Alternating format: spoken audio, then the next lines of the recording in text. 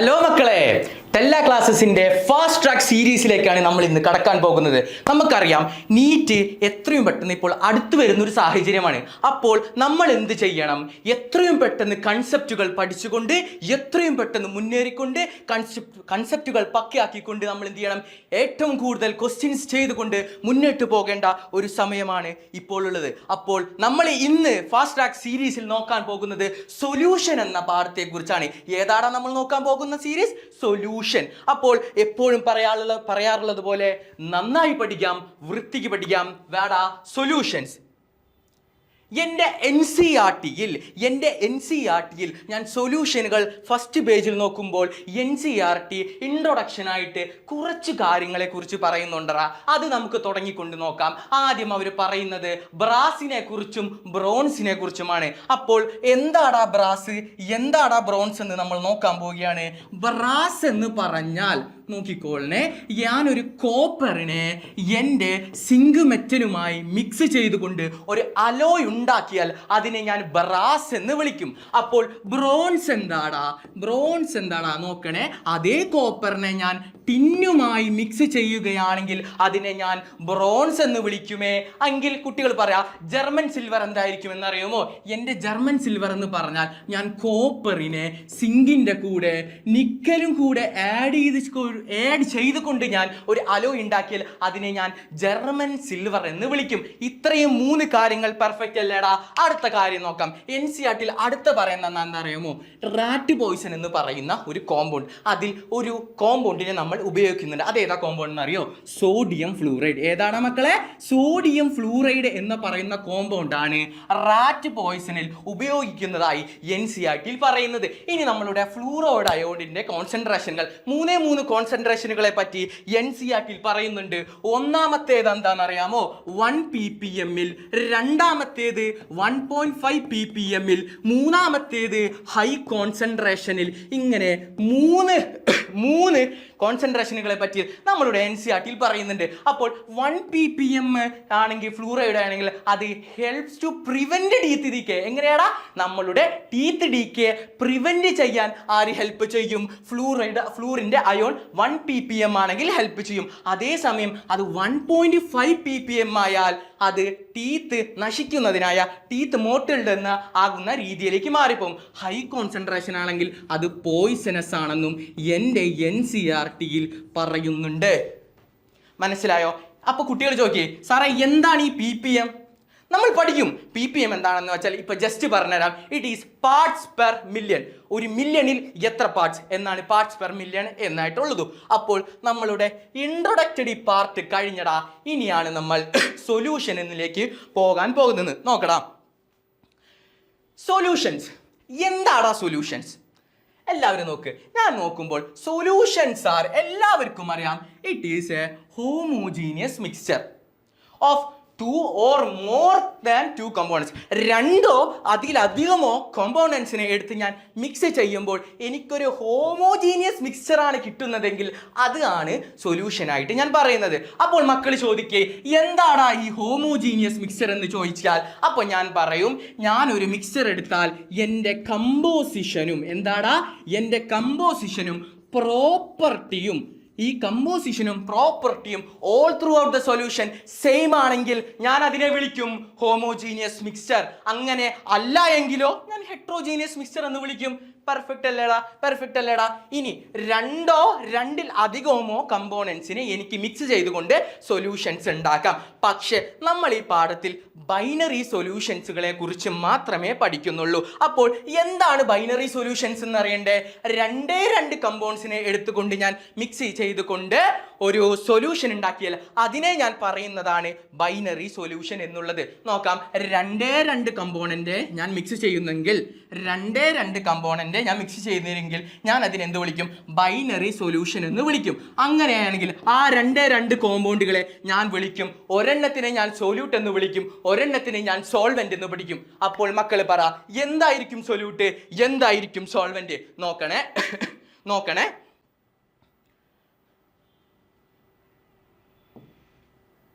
എന്തായിരിക്കും സൊല്യൂട്ട്, എന്തായിരിക്കും സോൾവെന്റ് നോക്കാം നമുക്ക്. എന്തായിരിക്കും സൊല്യൂട്ട്, എന്തായിരിക്കും സോൾവെന്റ്?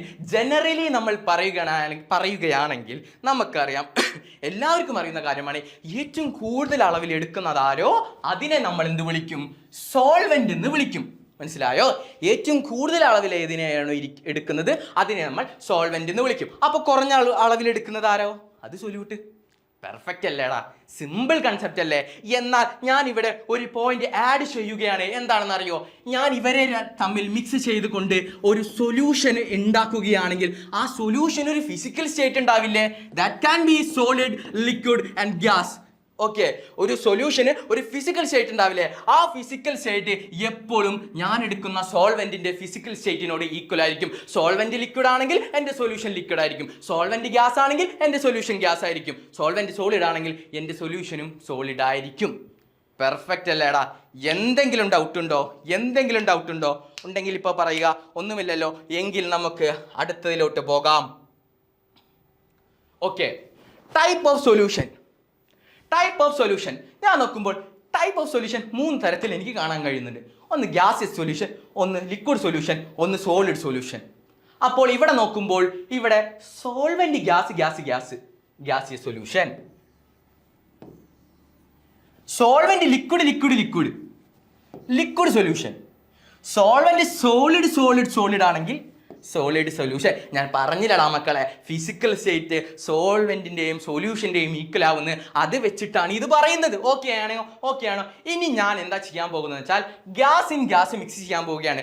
എൻ്റെ സോൾവെന്റും ഞാൻ ഗ്യാസിനെ എടുക്കുന്നു, എൻ്റെ സൊല്യൂട്ടും ഞാൻ ഗ്യാസിനെ എടുത്താൽ ഞാൻ ഗ്യാസിലേക്ക് മിക്സ് ചെയ്താൽ എനിക്ക് കിട്ടുന്ന ഒരു എക്സാമ്പിളാണ് ഗ്യാസ് സൊല്യൂഷൻ എന്ന് പറയുന്നത്. അതിന് എക്സാമ്പിളാണ് ഓക്സിജനെ ഞാൻ നൈട്രജൻ ഗ്യാസിലേക്ക് മിക്സ് ചെയ്യുന്നു.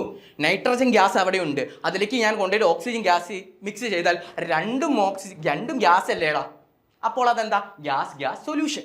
അടുത്തത് ഇനി ഞാൻ ലിക്വിഡിനെ എടുത്തുകൊണ്ട് ഞാൻ ഗ്യാസിലേക്ക് മിക്സ് ചെയ്യാൻ പോവുകയാണ്. എന്തായാലും സോൾവെന്റ് ഗ്യാസ് അല്ലേടാ, അപ്പോൾ ഇതെന്ത് സൊല്യൂഷനാ? ഗ്യാസിയസ് സൊല്യൂഷൻ തന്നെയല്ലേ?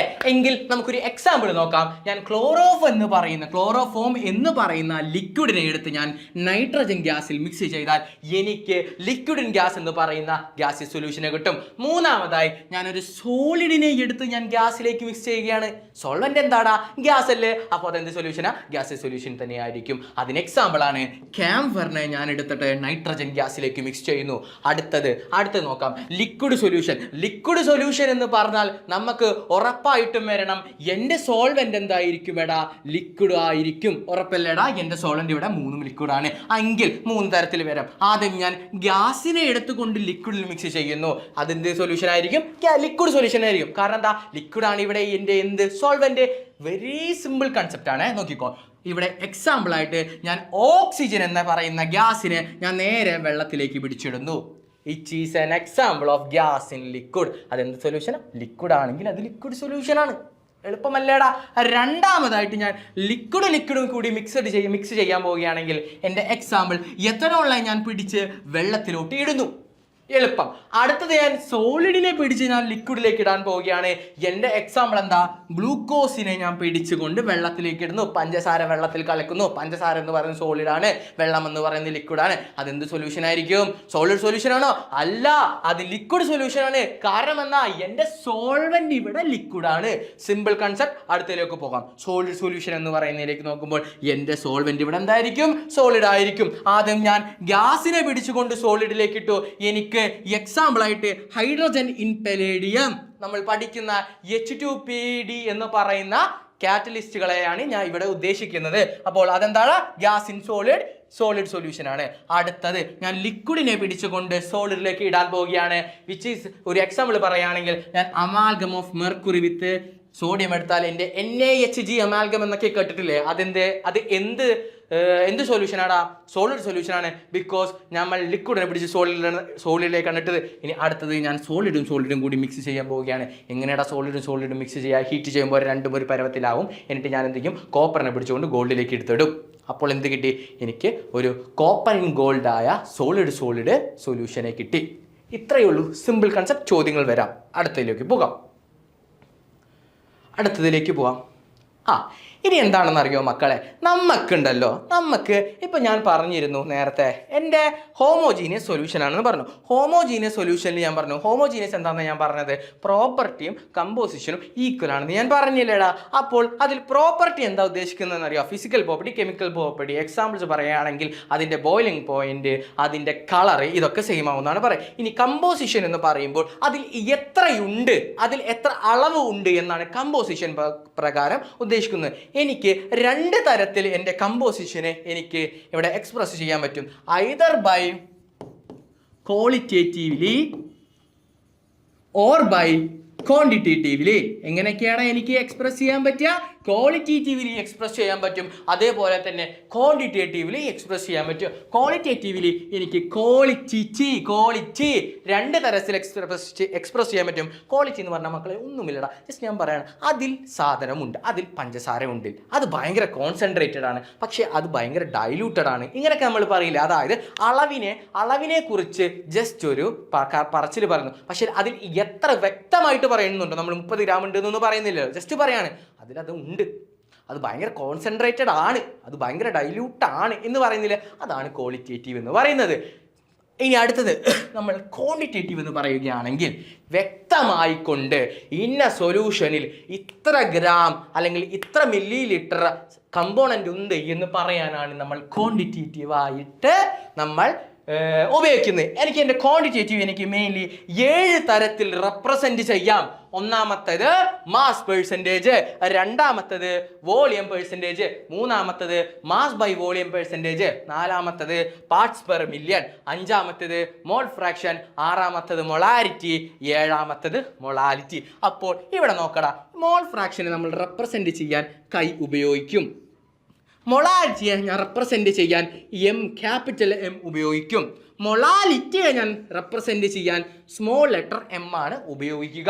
മനസ്സിലായോ? നമുക്ക് ഓരോന്നും ഡീറ്റെയിൽ ആയിട്ട് തന്നെ നോക്കാം. First mass percentage. എന്താടാ മാസ് പെർസെൻറ്റേജ്?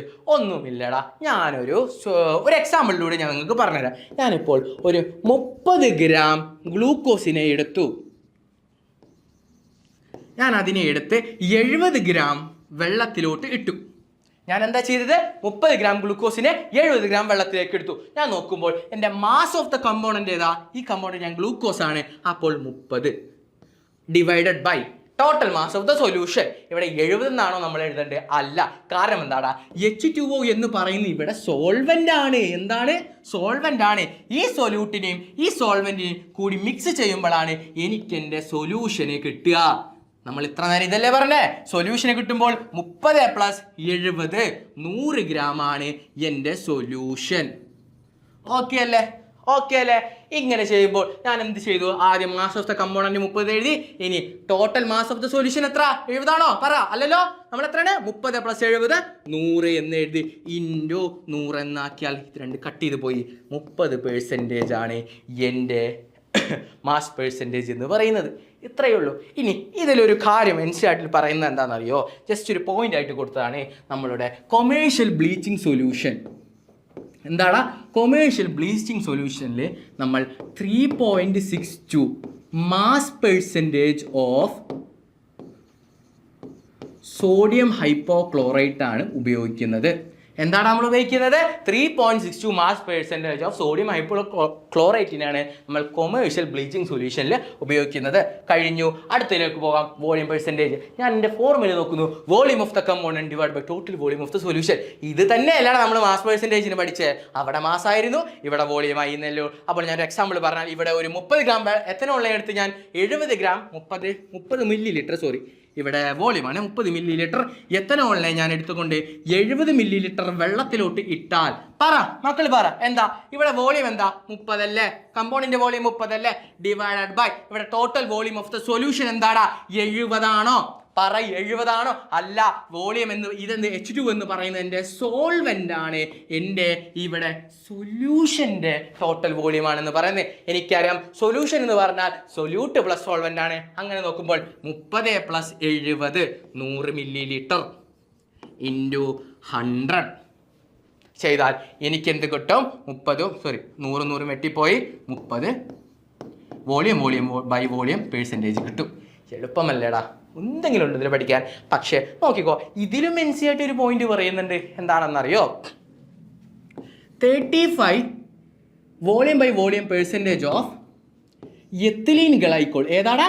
എത്തിലീൻ ഗ്ലൈക്കോളിനെയാണ് നമ്മൾ ആൻറ്റി ഫ്രീസ് ആയിട്ട് ഉപയോഗിക്കുന്നത്. എന്തായിട്ടാണ് നമ്മൾ ഉപയോഗിക്കുന്നത്? ഈ ആൻറ്റി ഫ്രീസ് ആയിട്ട് ഉപയോഗിക്കുന്നത് 35 volume percentage of ethylene glycol ആണ്. സിമ്പിൾ, കഴിഞ്ഞു. അടുത്തിലോട്ട് നമ്മൾ വേഗം പോകുന്നു. Mass by volume percentage. ഒന്നുമില്ല, 100 ml ഞാൻ സൊല്യൂഷൻ എടുക്കുന്നത്. സോൾവെന്റ് ആണോ? അല്ല. സൊല്യൂഷൻ എടുത്തപ്പോൾ അതിൽ എത്ര മാസ് ഓഫ് സൊല്യൂട്ട് ഉണ്ട് എന്നതാണ് ഇതിൽ. 100 ml ഓഫ് സൊല്യൂഷനിൽ എത്ര മാസ് ഗ്രാം ഉണ്ടെന്നുള്ളതിനാണ് ഞാൻ എന്ത് പറയുന്നത്? മാസ് ബൈ വോളിയം പെർസെൻറ്റേജ് എന്ന് പറയുന്നത്. ഇതൊന്നുമില്ലടാ, ഇത് നമ്മൾ എവിടെ ഉപയോഗിക്കാന്നറിയോ? ജനറലി നമ്മൾ മെഡിസിനിലും അതേപോലെ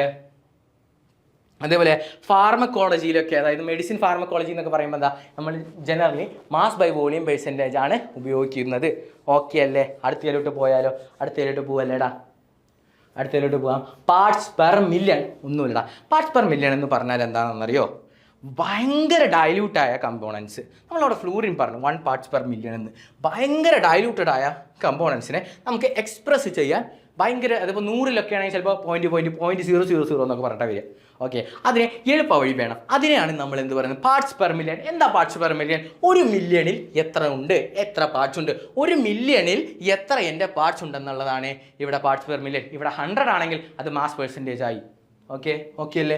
എത്ര മാസ് ഓഫ് ആണെങ്കിൽ അത് 100 ആണെങ്കിൽ അത് മാസ് പെർസെൻറ്റേജ്, വോളിയം പെർസെൻറ്റേജ്. 10⁻⁶ ആണെങ്കിൽ ഇവിടെ എന്താടാ? പാർട്സ് പെർ മില്യൺ ആയി. എന്തെങ്കിലും ഡൗട്ട് ഉണ്ടോ? ഇല്ല. അടുത്തതിലോട്ട് പോകാം. Mole fraction. 3 കാര്യങ്ങൾ ഞാൻ പറഞ്ഞു തരാം. അതോടെ മോൾ ഫ്രാക്ഷൻ നമുക്ക് എല്ലാവർക്കും സെറ്റ് ആവും. ആദ്യം ഞാൻ എൻ്റെ മോൾ ഫ്രാക്ഷൻ ഞാൻ റെപ്രസെൻറ്റ് എങ്ങനെയെന്ന് ഞാൻ പറഞ്ഞു. എന്ത് കൈ വെച്ചിട്ടാണ് റെപ്രസെൻറ്റ് ചെയ്യാമെന്ന് ഞാൻ പറഞ്ഞില്ലേ? നോക്കാം. ഫസ്റ്റ് എൻ്റെ ഇക്വേഷൻ നോക്കുമ്പോൾ number of moles of the component, number of moles. അപ്പോൾ നമ്മൾ ചോദിക്കണം, എന്താ നമ്പർ ഓഫ് മോൾസ്? എന്താടാ നമ്പർ ഓഫ് മോൾസ് എന്നറിയോ? നമ്പർ ഓഫ് മോൾസ് എന്ന് പറഞ്ഞാൽ എൻ്റെ മാസിനെ ഞാൻ മോളാർ മാസുമായി ഡിവൈഡ് ചെയ്യുമ്പോൾ എനിക്ക് കിട്ടുന്നതാണ് നമ്പർ ഓഫ് മോൾസ്. ഇപ്പോൾ നോക്കണേടാ, ഞാൻ 9 ഗ്രാം H2O എടുത്താൽ ഇതിൽ എത്ര മോൾ ഉണ്ടെന്ന് കണ്ടുപിടിക്കാം. നോക്കാം. ഇവിടെ മാസ് എന്താ? 9 ഗ്രാമിൽ എടുത്തിരിക്കുന്നത്. മോളാർ മാസ് ഓഫ് H2 എത്ര? ഓക്സിജന്റെ 16, ഒരു O ആണെങ്കിൽ 16, 2 H2 2, 16 + 2 18 ഈക്വൽ ടു ഹാഫ് മോൾ അല്ലെങ്കിൽ 0.5 മോളാണ് എനിക്കിവിടെ കിട്ടുന്നത്. ഓക്കെ അല്ലേ? ഇതാണ് നമ്പർ ഓഫ് മോൾസ്. അപ്പോൾ ഇതാണ് നമ്പർ ഓഫ് മോൾസ് എന്ന് നമ്മൾ പറഞ്ഞു. ഓക്കെ അല്ലേടാ? നോക്കണേ. അപ്പോൾ മോൾ ഫ്രാക്ഷൻ എന്താടാ? Number of moles of the component. നമ്മൾ ഏത് കമ്പോണന്റിനെയാണ് മിക്സ് ചെയ്യുന്നത്? അതായത് ഞാനൊരു എനെ പിടിച്ചിട്ട് ഞാൻ ബിയിലേക്ക് മിക്സ് ചെയ്യാണ്. ഒരെണ്ണം സോൾട്ട്, ഒരെണ്ണം സോൾവെന്റ് ആണെന്ന് വിചാരിക്കാം. ഇപ്പോൾ എയുടെ മോൾസ് ആണ് നമ്മൾ കണ്ടുപിടിക്കാൻ പോകുന്നെങ്കിൽ chi of A, mole fraction of A എന്ന് പറയുന്നത് number of moles of A divided by number of moles of total number of moles. Total number of moles, അതായത് N of A plus N of B, number of moles of B ആയിരിക്കും. എളുപ്പമല്ലേടാ? എന്താടാ എൻ്റെ മോൾ fraction of A എന്ന് പറഞ്ഞാൽ? എൻ്റെ component എയുടെ number of moles, എൻ്റെ സൊല്യൂഷനിൽ എക്ക് എത്ര നമ്പർ ഓഫ് മോൾസ് ഉണ്ടോ divided by total number of moles. Total number of moles എന്ന് പറഞ്ഞാൽ എയും ബിയും അല്ല എൻ്റെ സൊല്യൂഷനുള്ളത്. അപ്പോൾ എന്റെ നമ്പർ ഓഫ് മോൾസ് പ്ലസ് ബിന്റെ നമ്പർ ഓഫ് മോൾസ് അല്ലേ? എളുപ്പമല്ലേടാ? ഇനി രണ്ടാമത്തെ കാര്യം എന്താണെന്നറിയോ? എനിക്ക് ബിനെ റെപ്രസെൻറ്റ് ചെയ്യാൻ പറ്റും. മോൾ ഫ്രാക്ഷൻ ഓഫ് ബി എന്ന് പറയുന്നത് മക്കൾ പറയാം എന്തായിരിക്കും? അപ്പോൾ number of moles of B divided by total number of moles which is number of moles of A plus number of moles of B. എളുപ്പമല്ലേടാ? എന്തെങ്കിലും ഉണ്ടോടാ? ഇനി മൂന്നാമത്തെ ഒരു പോയിന്റ് എന്താണെന്നറിയോ? ഞാൻ ഈ കൈ എയിനെയും കൈ ബിനെയും ഞാൻ ആഡ് ചെയ്താൽ എനിക്ക് 1 കിട്ടും. Chi A, mole fraction of A plus mall fraction of B എന്ന് പറയുന്നത് 1 ആയിരിക്കും. എൻട്രൻസ് പോയിന്റ് ഓഫ് വ്യൂവിൽ ചിലപ്പോൾ നമ്മളോട് ചോദിക്കും, എന്താ പറയുക, മോൾ ഫ്രാക്ഷൻ ഓഫ് എ കണ്ടുപിടിക്കുക, മോൾ ഫ്രാക്ഷൻ ഓഫ് ബി കണ്ടുപിടിക്കുക. അപ്പോൾ നമ്മൾ എന്ത് ചെയ്യും? മോൾ ഫ്രാക്ഷൻ ഓഫ് എ കണ്ടുപിടിച്ചിട്ട് അതിനെ 1ൽ നിന്ന് മൈനസ് ചെയ്താൽ നമുക്ക് മോൾ ഫ്രാക്ഷൻ ഓഫ് ബി കിട്ടില്ലടാ. നോക്കിക്കോ, നമുക്ക് കൈ ബി കണ്ടുപിടിക്കണം. അപ്പോൾ നമ്മൾ എന്ത് ചെയ്താൽ മതി? 1 മൈനസ് കൈ എ അല്ലേ? അപ്പോൾ കൈ ബി വരിക. നോക്കിക്കുക, ഈ കൈ എനെ ഞാൻ അങ്ങോട്ട് കൊണ്ടുപോയാൽ പ്ലസ് മൈനസ് ആയി. അപ്പോൾ chi B equal to 1 minus K A അല്ലേ? കൈ എ അല്ലേ? എളുപ്പമല്ലേ? അപ്പോൾ വീണ്ടും ഈ number of moles of divide ചെയ്യേണ്ട ആവശ്യമുണ്ടോ? ഇല്ലല്ലോ. അടുത്തതിലേക്ക് പോകാം. എളുപ്പം കാര്യങ്ങൾ നോക്കാം. അടുത്തതാണ് എൻ്റെ മൊളാരിറ്റി. എന്താടാ? മൊളാരിറ്റിനെ കുറിച്ചാണ് ഞാൻ പറയാൻ പോകുന്നത്. നോക്കാം. മൊളാരിറ്റി എന്ന് പറഞ്ഞാൽ ഒന്നുമില്ല. ഞാൻ ഒരു സൊല്യൂട്ടിനെ എടുത്ത് സോൾവെൻ്റ് ഉണ്ടാക്കി, സൊല്യൂഷൻ ഉണ്ടാക്കി. ഓക്കെ, അതിൽ എൻ്റെ moles of the solute number of moles of the solute divided by volume of the solution in litres. Okay ആണോ? എന്തെങ്കിലും ഡൗട്ട് ഉണ്ടോ? ഇല്ലല്ലോ. അടുത്തതിലോട്ട് പോയാലേ നമുക്ക് volume of solution in litres question വരുമ്പോൾ നമുക്ക് ചെയ്തു നോക്കാം. എളുപ്പമാടാ, ഒന്നുമില്ലടാ. ഇപ്പോൾ ഞാനൊരു എക്സാമ്പിൾ പറയുകയാണെങ്കിൽ, ഞാൻ 2 മോള് എടുത്തിട്ട് എന്തിലേക്ക് ഇട്ടു? ഞാൻ 2 ലിറ്റർ വെള്ളത്തിലേക്ക് ഇട്ടാൽ എൻ്റെ മൊളാരിറ്റി എന്താണെന്നറിയോ? 2 mole number of moles of that component divide by total number of solution ഉണ്ടാക്കി. 2 മോൾ എടുത്തിട്ട് ഞാൻ 2 ലിറ്റർ എന്ന് പറയുന്ന ഒരു സോൾവെൻറ്റും കൂട്ടി 2 ലിറ്റർ സൊല്യൂഷൻ ഉണ്ടാക്കി. അങ്ങനെയാണെങ്കിൽ എൻ്റെ നമ്പർ ഓഫ് മോൾസ് ആ കമ്പോണിൻ്റെ 2 divide by 2 mole by total volume of the solution which is 2 litre. 2 cancel ചെയ്താൽ മൊളാരിറ്റി ഒന്നായിരിക്കും. എളുപ്പമല്ലേടാ? എന്തെങ്കിലും ഡൗട്ട് ഉണ്ടോ? അടുത്തതിലോട്ട് പോകാം. മൊളാലിറ്റി എന്താണ്? മൊളാലിറ്റി ഞാനിവിടെ നോക്കുമ്പോൾ എനിക്ക് number of moles of the solute തന്നെ കറക്റ്റാണ്. ഇവിടെ number of moles of the solute perfect ആണ്. മൊളാരിറ്റിയെ പോലെ തന്നെ. പക്ഷെ അടിയിലോട്ട് നോക്കുമ്പോൾ ഇവിടെ സോൾവെൻ്റ് ആണ്. ഇത്രയും നേരം നമ്മൾ സൊല്യൂഷൻ വെച്ചിട്ടാണ് കളിച്ചത്. പക്ഷെ മൊളാലിറ്റിയിൽ വരുമ്പോൾ നമ്മൾ മാസ് ഓഫ് ദ സോൾവെൻ്റ് ആണ് ഇവിടെ ഉപയോഗിക്കുന്നത്. സൊല്യൂഷൻ അല്ലേ ഒന്നുമില്ല. ഞാൻ എന്ത് ചെയ്തു? 2 മോൾ എടുത്തു. 2 മോൾ എടുത്തിട്ട് ഞാൻ എന്ത് ചെയ്തു? ഒരു 3 കിലോഗ്രാം സോൾവെൻറ്റിലേക്ക് മിക്സ് ചെയ്തു. സോൾവെൻ്റ് ആണ്. ഓക്കെ അല്ലേ? 2 മോൾ എടുത്തിട്ട് ഞാൻ 3 കിലോഗ്രാം സോൾവെൻറ്റിലേക്കാണ് ഞാൻ മിക്സ് ചെയ്തത്. സൊല്യൂഷൻ അപ്പോൾ എത്രയും 3 കിലോഗ്രാമിനായിട്ട് കൂടുതലായിരിക്കും. കാരണം എന്താ? ഇവിടെ ഞാൻ സോൾവെൻറ്റ് മാത്രമേ കൂട്ടിയിട്ടുള്ളൂ. സൊല്യൂഷന് ഈ 2 മോളിൻ്റെ വെയിറ്റും കൂടി ഉണ്ടാവും. അപ്പോൾ നോക്കുമ്പോൾ എൻ്റെ ഇവിടുത്തെ മൊളാലിറ്റി എന്താണെന്ന് അറിയോടാ? 2 മോളല്ലേ? Number of moles of solute divide by mass of solvent in kilogram ആണ്. അത് എത്രയാണ്? 3 കിലോഗ്രാം ആണ്. 2/3 ആയിരിക്കും എൻ്റെ മൊളാലിറ്റി. ഓക്കെ അല്ലേ? എന്തെങ്കിലും ഡൗട്ട് ഉണ്ടോ? പെർഫെക്റ്റ് അല്ലേടാ? സിമ്പിൾ കാര്യമല്ലേ? അടുത്തതിലോട്ട് പോകാം. നോക്കാം. എന്താണെന്നറിയോടാ? ഈ എൻട്രൻസ് പോയിന്റ് ഓഫ് വ്യൂവിലാണ് നമ്മൾ നോക്കാൻ പോകുന്നത്. അതായത് ചില സമയത്ത് നമുക്ക് ഡെൻസിറ്റി വെച്ചിട്ട് നമുക്ക് ചോദ്യം ചോദിക്കാം. ഇപ്പോൾ ഡെൻസിറ്റി തന്നിട്ടുണ്ട്, അതേപോലെ molar mass of the solute തന്നിട്ടുണ്ട്, മാസ് പെർസെൻറ്റേജ് തന്നിട്ടുണ്ട്. നമ്മളോട് പറയും മൊളാരിറ്റി കണ്ടുപിടിക്കാൻ തന്നാൽ നമ്മൾ ഉപയോഗിക്കേണ്ട ഫോർമുലയാണ്, പെട്ടെന്ന് ഉത്തരം കണ്ടുപിടിക്കാൻ വേണ്ടി ഉപയോഗിക്കേണ്ട ഫോർമുലയാണ് molarity equal to percentage mass percentage into density percentage mass percentage density into 10 divided by molar mass of the solute.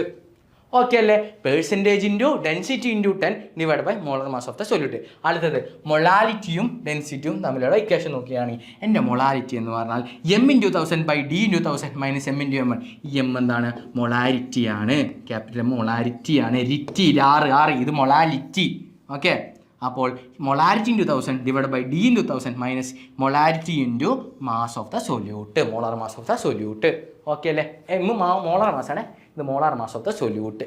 Perfect അല്ലേടാ? അടുത്തതിലോട്ട് പോകാം. നോക്കാം. സോല്യൂബിലിറ്റി ഒന്നുമില്ലടാ. എടാ, എന്താടാ സോല്യൂബിലിറ്റി എന്ന് പറയുന്നത് എന്നറിയോ? ഞാനിപ്പോൾ നിങ്ങൾക്ക് ഉദാഹരണം പറയുകയാണെങ്കിൽ, ഞാനൊരു വെള്ളം എടുക്കുകയാണ്. ഞാൻ എന്താ എടുത്തത്? ഒരു പാത്രത്തിലേക്ക് വെള്ളം എടുത്തു. അതിലേക്ക് ഞാൻ ഗ്ലൂക്കോസിനെ ഇങ്ങനെ ആഡ് ചെയ്തുകൊണ്ടിരിക്കുകയാണ്. അപ്പോൾ ഈ ഗ്ലൂക്കോസ് വെള്ളമായി അലിഞ്ഞു ചേരുന്നില്ലേ? അതാണ് സോല്യൂബിലിറ്റി. അന്നേരം ഞാൻ മാക്സിമം ഇട്ട് ഈ സൊല്യൂട്ടിനെ, ഈ പഞ്ചസാരനെ ഞാൻ ഇട്ട് അതിൽ അലിയാത്തൊരു അവസ്ഥ വരില്ലേ? ആ അവസ്ഥയാണ് നമ്മൾ സാച്ചുറേറ്റഡ് സൊല്യൂഷൻ എന്ന് പറയുന്നത്. അപ്പോൾ അലിഞ്ഞുകൊണ്ടിരിക്കുന്ന ഒരു അവസ്ഥയുമില്ലേ ആ വെള്ളത്തിന്? മാക്സിമം അലിയാവുന്ന ഒരു സൊല്യൂഷനെ നമ്മൾ സാച്ചുറേറ്റഡ് സൊല്യൂഷൻ എന്ന് പറഞ്ഞാൽ, ഇനിയും അലിയിക്കാൻ അല്ലെങ്കിൽ അലിഞ്ഞുകൊണ്ടിരിക്കുന്ന ഒരു സമയമില്ലേ, അതിന് നമ്മൾ അൺസാച്ചുറേറ്റഡ് സൊല്യൂഷൻ എന്ന് പറയുന്നു. അതിൻ്റെ വ്യത്യാസം മനസ്സിലാടാ? ഒന്നുമില്ല. ഒന്നുകൂടി പെട്ടെന്ന് പറഞ്ഞുതരാം. ഞാൻ ഒരു വെള്ളത്തിലേക്ക് എടുത്തു, അതിൽ 5 ഗ്രാം ഷുഗർ ഇട്ടപ്പോൾ അത് അലിഞ്ഞു. വീണ്ടും ഒരു 5 ഗ്രാം ഇട്ടപ്പോൾ വീണ്ടും അലിഞ്ഞു. അപ്പോൾ മൊത്തം ഇങ്ങനെ അലിഞ്ഞുകൊണ്ടിരിക്കുന്ന സ്റ്റേറ്റ് അല്ലേ? അതായത് അതിൽ സോല്യൂബിൾ ആവുന്നില്ലേ? അതിനെ ഞാൻ എന്ത് പറയുന്നു? അൺസാച്ചുറേറ്റഡ് സൊല്യൂഷൻ എന്ന് പറയുന്നു. അത് കഴിഞ്ഞിട്ട് ഞാൻ എൻ്റെ മാക്സിമം ഷുഗർ ഇട്ടപ്പോൾ അതിൽ അതായത് സോല്യൂബിൾ ആവാത്തൊരു അവസ്ഥ വന്നാൽ അതിനെ ഞാൻ അൺസാച്ചുറേറ്റഡ് സൊല്യൂഷൻ എന്ന് പറഞ്ഞു. എളുപ്പമല്ലേടാ? അതത്രേ ഉള്ളൂ. സാച്ചുറേറ്റഡ് അൺസാച്ചുറേറ്റഡ് പറഞ്ഞു. ഇനി നോക്കാം. ഈ സോല്യൂബിലിറ്റിയിലെ ഞാൻ എന്ത് ചെയ്യുന്നു എന്നറിയാം? Solid in liquid. ഞാനിപ്പോൾ പറഞ്ഞ എക്സാമ്പിൾ, വെള്ളത്തിലേക്ക് ഞാൻ എന്ത് ചെയ്തു? ഷുഗർ, സോൾട്ടൊക്കെ എടുത്തിടാൻ പോവുകയാണ്. അങ്ങനെയാണെങ്കിൽ ഇത് മെയിൻലി 2 കാര്യങ്ങളെയാണ് ഡിപ്പെൻഡ് ചെയ്യുള്ളൂ. ഒന്ന് പ്രഷറിനെയും ടെമ്പറേച്ചറിനെയും ഡിപ്പെൻഡ് ചെയ്യും. സോളിഡ് ഇൻ ലിക്വിഡ് എന്തിനൊക്കെ ഡിപ്പെൻഡ് ചെയ്യും? പ്രഷറിനെയും ടെമ്പറേച്ചറിനെയും. പക്ഷേ ഞാൻ പറയട്ടെ, ഇവിടെ പ്രഷറിന് വലിയ സിഗ്നിഫിക്കൻസ് ഇല്ല. ഞാനിപ്പോൾ ഒരു സോളിഡ് ഇൻ ലിക്വിഡാണ് ഞാൻ പറയുന്നത്. വെള്ളത്തിലേക്ക് ഇപ്പോൾ ലിക്വിഡിലേക്ക് ഞാൻ സോളിഡ് ആഡ് ചെയ്തിട്ട് ഞാൻ പ്രഷർ മാറ്റിക്കളിച്ചാൽ സോലിബിലിറ്റിക്ക് വലിയ സിഗ്നിഫിക്കൻസ് ഇവിടെ വരുന്നില്ല. അടുത്തത് ഞാൻ ടെമ്പറേച്ചറിൽ ഇവിടെ സിഗ്നിഫിക്കൻസ് വരുന്നുണ്ട്. എങ്ങനെയാണെന്ന് അറിയാമോ? നമ്മൾക്കറിയാമല്ലോ, നമ്മൾ ഒരു വെള്ളത്തിലേക്ക് കുറച്ച് പഞ്ചസാര ഇട്ട് ചൂടാക്കിയാൽ അതിൻ്റെ സോലിബിലിറ്റി കൂടില്ലേ? അതായത് എൻഡോതെർമിക് റിയാക്ഷൻ ആണെങ്കിൽ, അതായത് നമ്മൾ ഹീറ്റ് കൊടുക്കുന്ന റിയാക്ഷൻ ആണെങ്കിൽ സോലിബിലിറ്റി കൂടും. അതേസമയം ആ സിസ്റ്റം ഹീറ്റ് റിലീസ് ചെയ്തു, അതാണ് എക്സോതെർമിക് ആണെങ്കിൽ അവിടെ സോലിബിലിറ്റി കുറയും. മനസ്സിലായില്ലേടാ? എളുപ്പല്ലേ? അടുത്തതിലോട്ട് പോവാം. Gas in ലിക്വിഡിലേക്ക്. എന്തിലേക്കാണ് നമ്മൾ പോകുന്നത്? Gas in liquid. ഒരു ലിക്വിഡിലേക്ക് ഞാൻ ഗ്യാസിനെ ആഡ് ചെയ്തുകൊണ്ട് സോല്യൂബിൾ ആക്കാൻ പോവുകയാണ്. അപ്പോൾ ഇവിടെയും ടെമ്പറേച്ചറിനെ ഡിപ്പെൻഡ് ചെയ്യും, അതേപോലെ പ്രഷറിനെയും ഡിപ്പെൻഡ് ചെയ്യും. ഇവിടെ നോക്കണം, നമ്മൾ ആലോചിക്കണേ. ഞാൻ ഒരു വെള്ളത്തിലേക്ക് ഗ്യാസിനെ മിക്സ് ചെയ്തു. ഞാൻ ഹീറ്റ് കൊടുക്കുകയാണ്. ഹീറ്റ് കൊടുക്കുക എന്ന് പറഞ്ഞാൽ അതിൻ്റെ അർത്ഥം എന്താ? ഗ്യാസിന് എന്ത് കിട്ടും? എനർജി കിട്ടും. ഗ്യാസ് നേരെ ലിക്വിഡിൽ നിന്ന് നേരെ പുറത്തോട്ട് പോയി വേപ്പറായി പോകും. അന്നേരം ആ ലിക്വിഡിലുള്ള സോലുബിൾ ആവുന്ന ഗ്യാസിൻ്റെ അളവ് കുറഞ്ഞില്ലേ? അതായത് ടെമ്പറേച്ചർ കൂട്ടിയാൽ ഇവിടെ സോലിബിലിറ്റി കുറയും. മനസ്സിലായോ? പക്ഷേ നേരെ തിരിച്ച് സോളിഡ് ലിക്വിഡ് ആണെങ്കിൽ ടെമ്പറേച്ചർ കൂട്ടിയാൽ എന്താ? നമ്മൾ ടെമ്പറേച്ചർ കൊടുത്താൽ സോലിബിലിറ്റി കൂടും. പക്ഷെ ഇവിടെ വരുമ്പോൾ എന്താടാ? ടെമ്പറേച്ചർ കൂട്ടിയാൽ സോലിബിലിറ്റി കുറയും. മനസ്സിലായോ? ഇനി ഈ പ്രഷർ കണ്ടോടാ. ഗ്യാസിനെ നമ്മൾ ലിക്വിഡ് ഇട്ടിട്ട് പ്രഷറിന് വേരിയേഷൻ വരുത്തിയാൽ ഉണ്ടാവുന്ന കാര്യങ്ങളാണ് ഇനി നമ്മൾ പഠിക്കാൻ പോകുന്നത്. അതായത് ഹെൻറീസ് ലോ, റവോൾസ് ലോ ഒക്കെ നമ്മൾ ഇനി പഠിക്കാമെന്ന് ഈ ഒരു കൺസെപ്റ്റിലാണ്. ഗ്യാസിനെ നമ്മൾ ലിക്വിഡിലേക്ക് ഇട്ടുകൊണ്ട് പ്രഷറിന് വേരിയേഷൻ നടത്താൻ ഇവിടെ എന്താണെന്നറിയോ? പ്രഷർ കൂടിയാൽ സോലിബിലിറ്റി കൂടും. ഓക്കെ അല്ലേടാ? പ്രഷർ കൂടിയാൽ സോലിബിലിറ്റി കൂടും. പറഞ്ഞു തരാടാ, നോക്കാം. ഇനി ഞാൻ ചെറിയൊരു കൺസെപ്റ്റ് പറഞ്ഞു തരാൻ പോവുകയാണ് മക്കളെ. നോക്കിക്കോളണേ, എല്ലാവരും ശ്രദ്ധിച്ചിരിക്കണേ. നോക്കടാ. ഞാനിവിടെ വേപ്പർ പ്രഷർ എന്ന് പറയുന്ന കൺസെപ്റ്റ് നിങ്ങൾക്ക് എല്ലാവർക്കും പറഞ്ഞു തരാൻ പോവുകയാണ്. എൻ്റെ ഒരു ലിക്വിഡിനെ ഞാനിവിടെ എടുത്തു. എന്താണ് എടുത്തത്? ഞാനൊരു ലിക്വിഡിനെ എടുത്താൽ ആ ലിക്വിഡിൽ മൊത്തം ഉണ്ടാവും ഇങ്ങനെ പാർട്ടിക്കിൾസ് ഇങ്ങനെ നിൽക്കുന്നുണ്ടാവും. സർഫസിലും ഇങ്ങനെ പാർട്ടിക്കിൾസ് ഉണ്ടാവും. നോക്കിക്കോ. അപ്പോൾ സർഫസ് പാർട്ടിക്കിളും ഉള്ളിലുള്ള പാർട്ടിക്കിളും, ഞാൻ ഈ ഒരു പാർട്ടിക്കിളിനെ ഞാൻ എടുത്താൽ നോക്കിക്കോ, ഇതിന് എവിടെ നിന്നൊക്കെ അട്രാക്ഷൻ കിട്ടും? ഇങ്ങനെ ചുറ്റുമുള്ള എല്ലാവരും ഇതിനോട് അട്രാക്ഷൻ അല്ലെങ്കിൽ ഫോഴ്സ് കാണിക്കുന്നില്ലേ? പക്ഷേ ഞാൻ എൻ്റെ സർഫസ് മോളിക്യൂളുകളിലേക്ക് നോക്കിയാൽ അതിന് അടിയിലുള്ളത് മാത്രമല്ലേടാ കാണിക്കുള്ളൂ. മേലെയുള്ളത് അതിനെന്തെങ്കിലും ഉണ്ടോ? ഇല്ലല്ലോ. അപ്പോൾ എന്ത് ചെയ്യുന്ന? കുറച്ച് എനർജി കിട്ടിയാൽ തന്നെ ഈ സർഫസ് മോളിക്യൂൾസ് നേരെ വേപ്പറായിട്ട് പോവും. എന്താ ചെയ്യുക? നേരെ വേപ്പറായി പോവും. അതായത് ഇവാപ്പറേഷൻ നടക്കും. എന്താ അവിടെ നടക്കുന്നത്? ഇവാപ്പറേഷൻ നടക്കും. അതേപോലെ തന്നെ ചില വേപ്പർ മോളിക്യൂൾ നേരെ ലിക്വിഡിലേക്ക് വരും. അതിനെയാണ് നമ്മൾ കണ്ടൻസേഷൻ എന്ന് പറഞ്ഞ് പഠിച്ചിട്ടുള്ളത്. വേപ്പറിൽ നിന്ന് ലിക്വിഡ് സ്റ്റേറ്റിലേക്ക് മാറുന്ന കണ്ടൻസേഷൻ. ഇത് രണ്ടും ഈക്വൽ ആണെങ്കിൽ നമ്മൾ പറയും ഇക്വിലിബ്രിയം എത്തി എന്ന് പറയും. ഓക്കെ അല്ലേ? അപ്പോൾ എൻ്റെ വെസൽ ഞാൻ ഓപ്പൺ ആണെങ്കിൽ, എൻ്റെ വെസൽ ഒരു ഓപ്പൺ വെസലാണെങ്കിൽ ഈ ഉണ്ടാകുന്ന വേപ്പർ മൊത്തം എന്ത് ചെയ്യൂടാ? എസ്കേപ്പ് ചെയ്ത് പോവില്ലടാ. നോക്കട്ടെ, എന്താ ഉണ്ടായത്? ഇപ്പോൾ ഉണ്ടാവുന്ന വേപ്പർ മൊത്തം അങ്ങോട്ട് പുറത്തേക്ക് പോയി. ഓക്കെ അല്ലേ? പക്ഷേ നോക്കടാ, എൻ്റെ വെസല് ക്ലോസ്ഡ് വെസലാണെങ്കിൽ ഇവിടെ ഉണ്ടാകുന്ന വേപ്പറിന് പുറത്തേക്ക് പോകാൻ വഴിയുണ്ടോ? ഇല്ല. അപ്പോൾ അതെന്ത് ചെയ്യുന്ന അറിയോ? ഇവിടേക്ക് പോയി തള്ളും, ഇവിടെ പോയി തള്ളും. ഇങ്ങനെ വെസലിനെ അവിടെ ഇവിടെയും തള്ളാൻ തുടങ്ങും. അപ്പോൾ ഒരു ഫോഴ്സ് ജനറേറ്റ് ആവില്ലേ? ആ ഫോഴ്സ് ബൈ ഏരിയയാണ് ഇവിടെ പ്രഷർ. അത് വേപ്പർ ഉണ്ടാക്കുന്നത് കൊണ്ട് നമ്മൾ അതിനെന്ത് പറയും? വേപ്പർ പ്രഷർ എന്ന് പറയും. മനസ്സിലായോടാ? എളുപ്പമല്ലേ? വേപ്പർ പ്രഷർ എന്താണെന്ന് ഇപ്പോൾ എല്ലാവർക്കും മനസ്സിലായില്ലേ? എന്താണ്? സർഫസ് മോളിക്യൂൾസ് ഇവാപ്പറേറ്റ് ചെയ്തുകൊണ്ട് വേപ്പർ ആവും. ആ വേപ്പർ ക്ലോസ്ഡ് വെസൽസിന്റെ വാളുകളെ പോയി ഇടിക്കുമ്പോൾ അവിടെ ഒരു പ്രഷർ ജനറേറ്റ് ആവും, വേപ്പർ പ്രഷർ. മനസ്സിലായോ? അടുത്തതിലോട്ട് പോവാം. Factors on vapour pressure depend. Vapour pressure എന്തിനൊക്കെ ഡിപ്പെൻഡ് ചെയ്യും? നമുക്കറിയാം. ഒന്നാമത്തെ പോയിന്റ് എന്താണെന്നറിയോ? It does not depend on. എന്താണ്? Does not depend on shape of the vessel. വെസലിൻ്റെ ഷേപ്പുകളെ ഇത് ഒരിക്കലും ഡിപ്പെൻഡ് ചെയ്യില്ല. ഓക്കെ അല്ലേ? വെസലിൻ്റെ ഷേപ്പുകളെ ഇത് ഒരിക്കലും ഡിപ്പെൻഡ് ചെയ്യില്ല. അതായത് ഞാനൊരു സ്ക്വയർ എടുത്തു, സ്ക്വയർ വെസൽ എടുത്തു, ഞാൻ ഇങ്ങനെ ഒരു വെസൽ എടുത്തു, ഞാൻ ഇങ്ങനെ ഒരു വെസൽ എടുത്തു. എങ്ങനെ വെസൽ എടുത്താലും ഒരു ലിക്വിഡ്, സെയിം ലിക്വിഡാണ്, സെയിം ലിക്വിഡ് കൊണ്ട് ഇവിടെ ഉണ്ടാകുന്ന വേപ്പർ പ്രഷർ എന്ന് പറയുന്നത് മൂന്നും ഈക്വൽ ആയിരിക്കും. ഓക്കെ ആണോ? ഒന്നാമത്തെ പോയിന്റ് മനസ്സിലാവും. രണ്ടാമത്തെ എന്താണെന്നറിയോ? It depends on the nature of the substance involve. അതായത് ഫസ്റ്റ് കാര്യം, നമ്മൾ ഇതിലേക്ക് ഒഴിക്കുന്ന ലിക്വിഡ് ഇല്ലേടാ, അതിൻ്റെ നേച്ചറിനെ ഇത് ഡിപ്പെൻഡ് ചെയ്യും. നോക്കാം നമുക്ക് എന്താണെന്ന്. ഫസ്റ്റ് ഞാൻ 2 ലിക്വിഡ് എടുത്ത് നോക്കാം നമുക്ക്. ഞാൻ ഫസ്റ്റ് ഇതിലേക്ക് ഞാൻ എന്ത് ചെയ്തു, ഈക്വൽ എമൗണ്ട് ആയിട്ട് ഇതിലേക്ക് ഞാൻ H2O ആഡ് ചെയ്തു. ഇതിലേക്ക് ഞാൻ എൻ്റെ ഒരു RCl ആഡ് ചെയ്യുന്നു. ഓക്കെ അല്ലേ?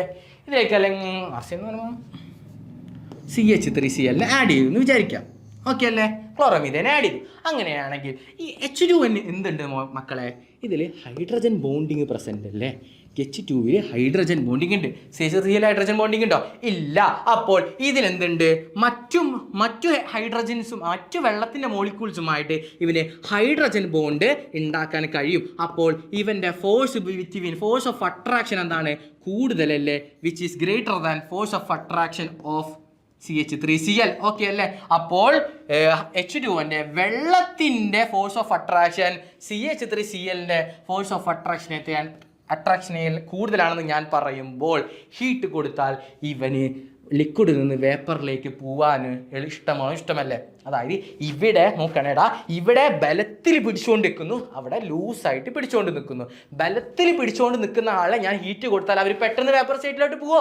ഇല്ലല്ലോ. പക്ഷേ ലൂസായിട്ടാണ് ഇവിടെ നിൽക്കുന്നതെങ്കിൽ ഞാൻ പെട്ടെന്ന് ഹീറ്റ് കൊടുത്താൽ പെട്ടെന്ന് അത് വേപ്പറായിട്ട് പോവില്ലേ? അങ്ങനെയെങ്കിൽ ഇവൻ്റെ വേപ്പർ പ്രഷർ, ഇവൻ പെട്ടെന്ന് വേപ്പർ ആവുന്നല്ല അതിൻ്റെ അർത്ഥം.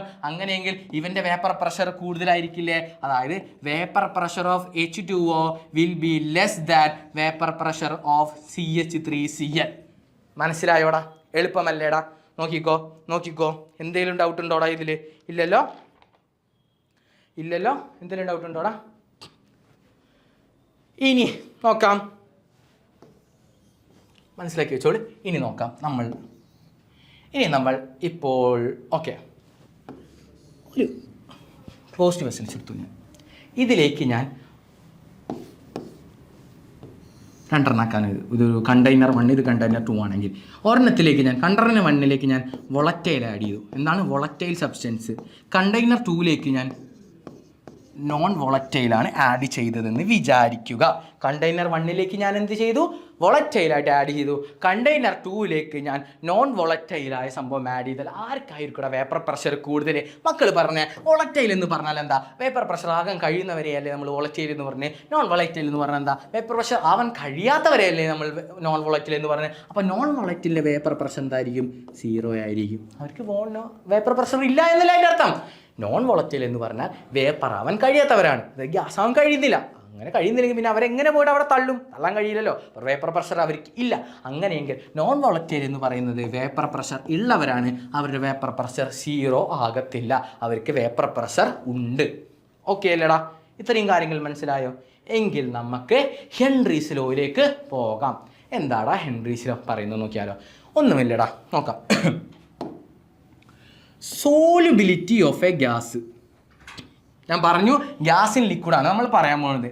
ഇനി ലിക്വിഡ്, ഒരു ഗ്യാസിനെ എടുത്ത് നമ്മൾ ലിക്വിഡിലേക്ക് ഇട്ടാൽ is directly proportional to the partial pressure of the gas present above the liquid solution.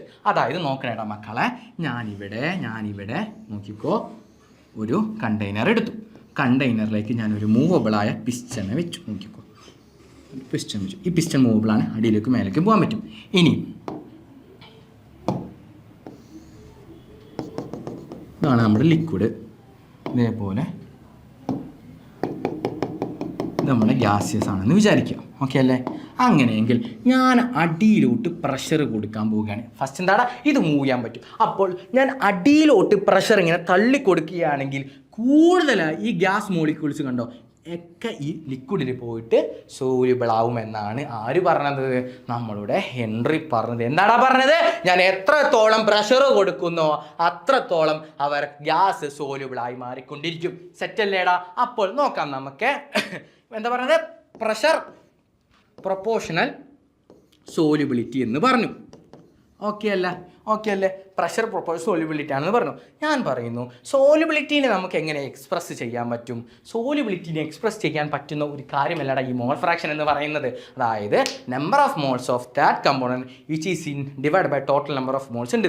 കൂടുതൽ സോല്യൂബിൾ ആണെങ്കിൽ കൂടുതൽ മോൾ ഫ്രാക്ഷൻ എന്നല്ലേ അർത്ഥം. അതായത് number of moles of the solute കൂടുതൽ സോല്യൂബിൾ ആയാൽ കൂടുതലായിട്ട് NB കൂടും. നോക്കുക, കൈ ഇപ്പോൾ കൂടണമെങ്കിൽ number of moles of solute by total number of solution ആണെന്ന് വിചാരിക്കാം. അതായത് ഇവിടെ ഇത് നന്നായി കൂടിയാൽ ഇത് കൂടില്ലേ?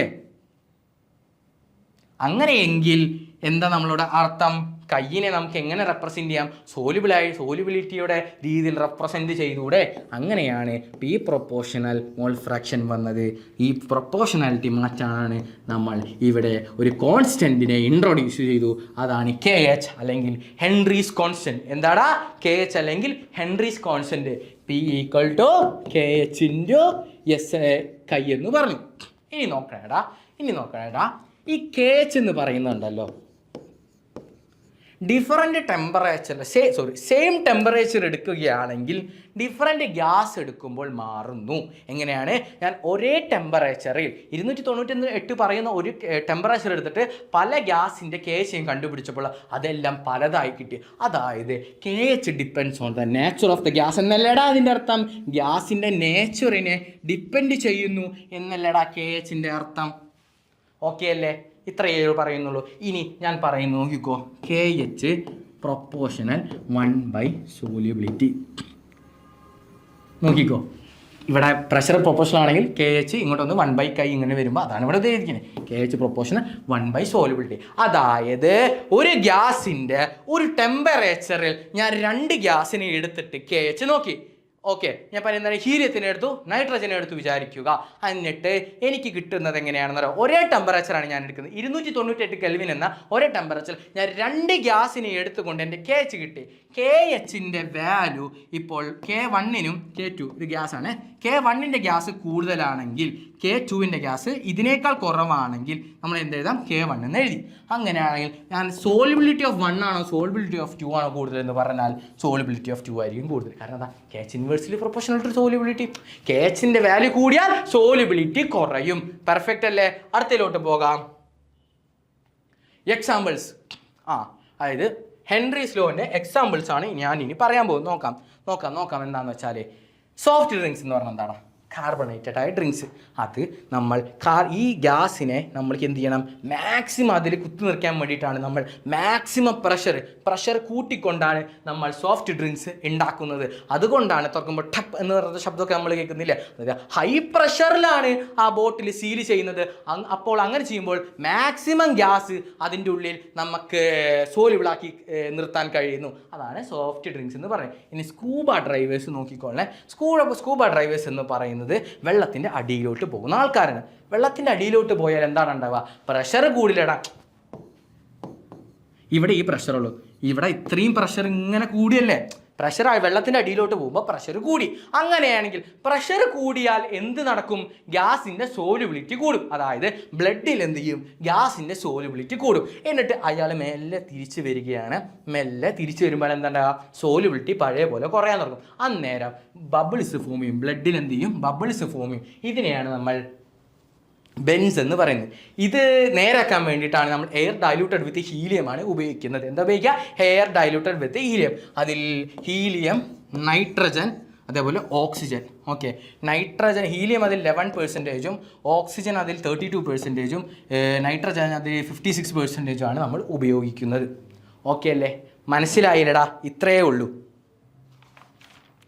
ഇനി അടുത്തതിലോട്ട് പോകാം. റവോൾട്ട്സ് ലോ. അപ്പോൾ നമുക്ക് റവോൾട്ട്സ് ലോ പറയണമെങ്കിൽ ഒരു കാര്യം കൂടി ഞാൻ കൺസെപ്ച്വലായിട്ട് പറഞ്ഞത് നോക്കണം.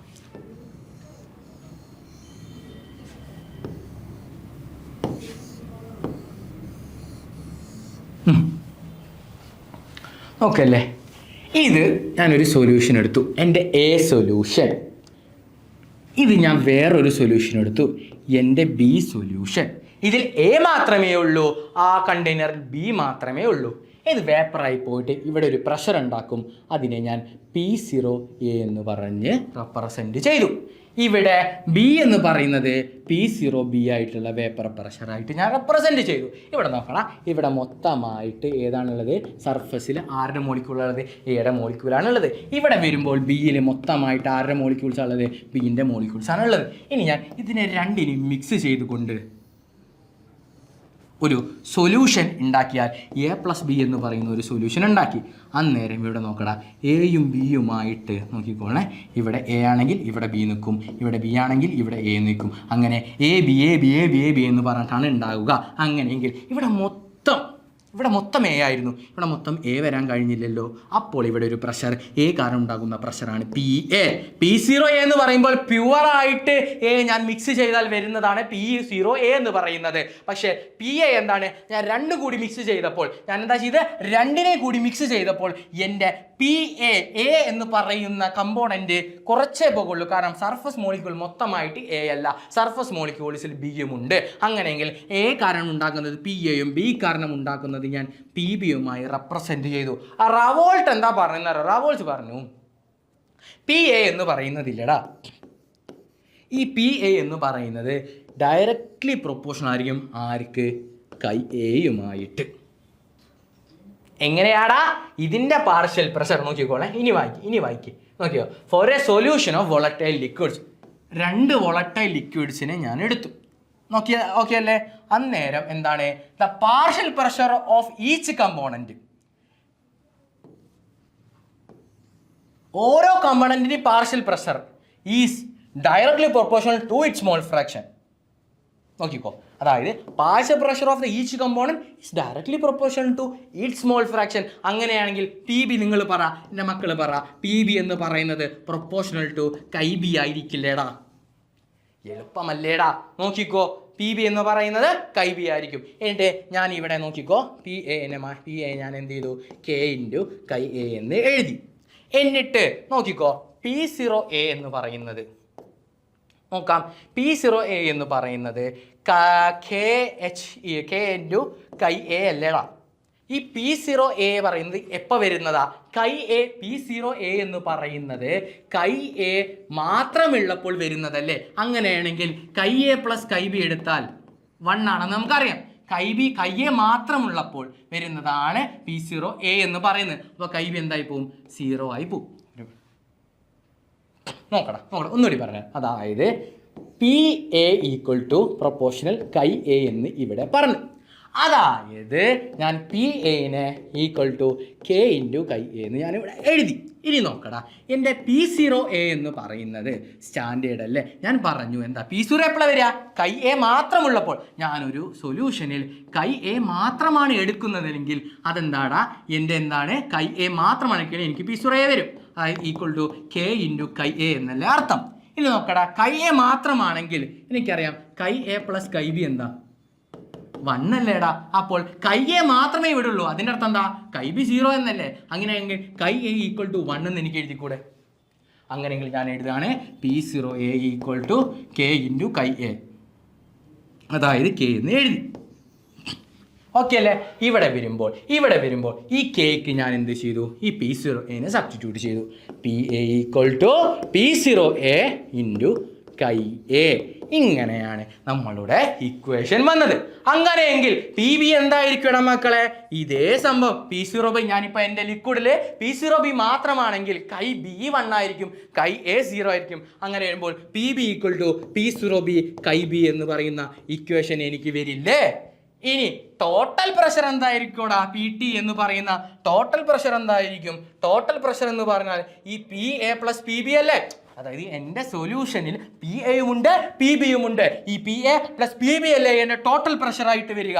അങ്ങനെയെങ്കിൽ P total = PA + PB എന്ന് ഞാൻ എഴുതി. PAയും PBയും നമ്മളിവിടെ കണ്ടുപിടിച്ചിട്ടുണ്ട്. എന്താടാ? P0A കൈ A + P0B കൈ B ആണ് എന്ന് ഞാൻ കണ്ടുപിടിച്ചിട്ടുണ്ട്. ഓക്കെ അല്ലേ? അങ്ങനെയെങ്കിൽ ഇതാണ് എൻ്റെ ഇക്വേഷൻ വരിക. നോക്കാം. ഞാൻ കണ്ടുപിടിച്ചു. എന്താടാ? P0A chi A plus P0B chi B ആയിരിക്കും എൻ്റെ പി ടോട്ടൽ എന്ന് പറയുന്നത്. ഓക്കെ ആണോ? ഇനി നമ്മൾ ഒരെണ്ണം നേരത്തെ പഠിച്ചു. എന്ന് നമ്മൾ പഠിച്ചത് കൈ എയും കൈ ബിയെയും കൂട്ടിയാൽ എനിക്ക് 1 എന്ന് കിട്ടും. അങ്ങനെയാണെങ്കിൽ ഞാൻ കൈ ബിക്ക് ഇവിടെ സബ്സ്റ്റിറ്റ്യൂഷൻ കൊടുക്കുകയാണ്. P0A chi A plus P0B into 1 minus chi A എന്നെഴുതി equal to PT. അടുത്ത ഇക്വേഷൻ മനസ്സിലായോടാ? ഇത്രയേ ഉള്ളൂ റവോൾസ് ലോ എന്ന് പറയുന്ന കൺസെപ്ച്വലായ സാധനങ്ങൾ. ഇനി ഇത് വെച്ചിട്ടാണ് നമ്മൾ എന്ത് ചെയ്യുന്നത്? ഇവിടെ ക്വസ്റ്റ്യൻസ് ചെയ്യാൻ പോകുന്നത്. ഒന്നും കൂടി ഞാൻ പറഞ്ഞുതരാടാ, നോക്കിക്കോ. റവോൾസ് ലോ എന്ന് പറയുന്നത് എന്താണെന്ന് വെച്ചാൽ ഒരു വൊളറ്റൈലായ ലിക്വിഡ്സിനെ നമ്മൾ എടുക്കുകയാണെങ്കിൽ ഓരോന്നിൻ്റെ പാർഷ്യൽ പ്രഷറും ഈ വൊളറ്റൈലായിട്ട് ഞാൻ എന്ത് ചെയ്തു? അതിനെ ഞാൻ മിക്സ് ചെയ്യുകയാണ് ചെയ്തത്. അങ്ങനെയെങ്കിൽ ഓരോന്നിൻ്റെ പാർഷ്യൽ പ്രഷറും ആ സൊല്യൂഷനിൽ അതിൻ്റെ മോൾ ഫ്രാക്ഷനായിട്ട് ഡയറക്റ്റ്ലി പ്രൊപ്പോർഷണൽ ആയിരിക്കും. അതിനല്ലേടാ നമ്മൾ എഴുതിയത്. നമ്മൾ എന്ത് ചെയ്തു? ആദ്യം P0, അതായത് നമ്മൾ അത് പഠിക്കാൻ വേണ്ടി നമ്മൾ ആദ്യം പഠിച്ചു P0A എന്താണ് പഠിച്ചു. എന്താണ് P0A? ഒരു സൊല്യൂഷനിൽ പെർഫെക്റ്റ് ആയിട്ട് വേറെ ഒന്നുമില്ല, എ എന്ന് പറയുന്ന സൊല്യൂഷൻ മാത്രമാണെങ്കിൽ അതുണ്ടാക്കുന്ന വേപ്പർ പ്രഷർ P0Aയും ഇനി ഒരു സൊല്യൂഷൻ എടുത്തിട്ട് ബി എന്ന് മാത്രമാണെങ്കിൽ അതുണ്ടാക്കുന്ന അതുണ്ടാക്കുന്ന വേപ്പർ പ്രഷർ P0Bയും ആകും. അത് രണ്ടിനും കൂടി മിക്സ് ചെയ്തു PA + PB എന്ന് കിട്ടി. ഇത് P0A ആണോ? അല്ല. കാരണം എന്താ? ഇവിടെ സർഫസ് മോളിക്യൂൾസിൽ PAയും Aയും Bയും കയറിയിരിക്കുന്നുണ്ട്. ഇവിടെ സർഫർ മോളിക്യൂൾ A മാത്രമായിരുന്നു. കാരണം അതെല്ലാം കൂടി വേപ്പർ പ്രഷർ ഉണ്ടാക്കും. ഇവിടെ അങ്ങനെ വേപ്പർ പ്രഷർ ഉണ്ടാക്കാൻ പറ്റില്ല. അതാണ് നമ്മൾ PA ആയി എഴുതിയത്. ഈ PA എന്ന് പറയുന്നത് എന്താണെന്ന് കിട്ടി? നമുക്ക് P0 കൈ എ ആണെന്ന് കിട്ടി. PB എന്ന് പറയുന്നത് P0B കൈ ബി ആണെന്ന് കിട്ടി. ഇതിൻ്റെ ടോട്ടൽ പ്രഷർ എന്ന് പറയുന്നത് P ടോട്ടൽ എന്ന് പറയുന്നത് PA + PB ആണെന്ന് എഴുതി. നമ്മൾ എന്ത് ചെയ്തു? ഈ P ടോട്ടലിനെ PA + PB എന്ന് എഴുതി. P0A chi A + P0B chi B എന്ന് എഴുതി. അവസാനം നമ്മൾ എഴുതി ഈ കൈ എ + കൈ ബി എന്ന് പറയുന്നത് ഒന്നാണ്.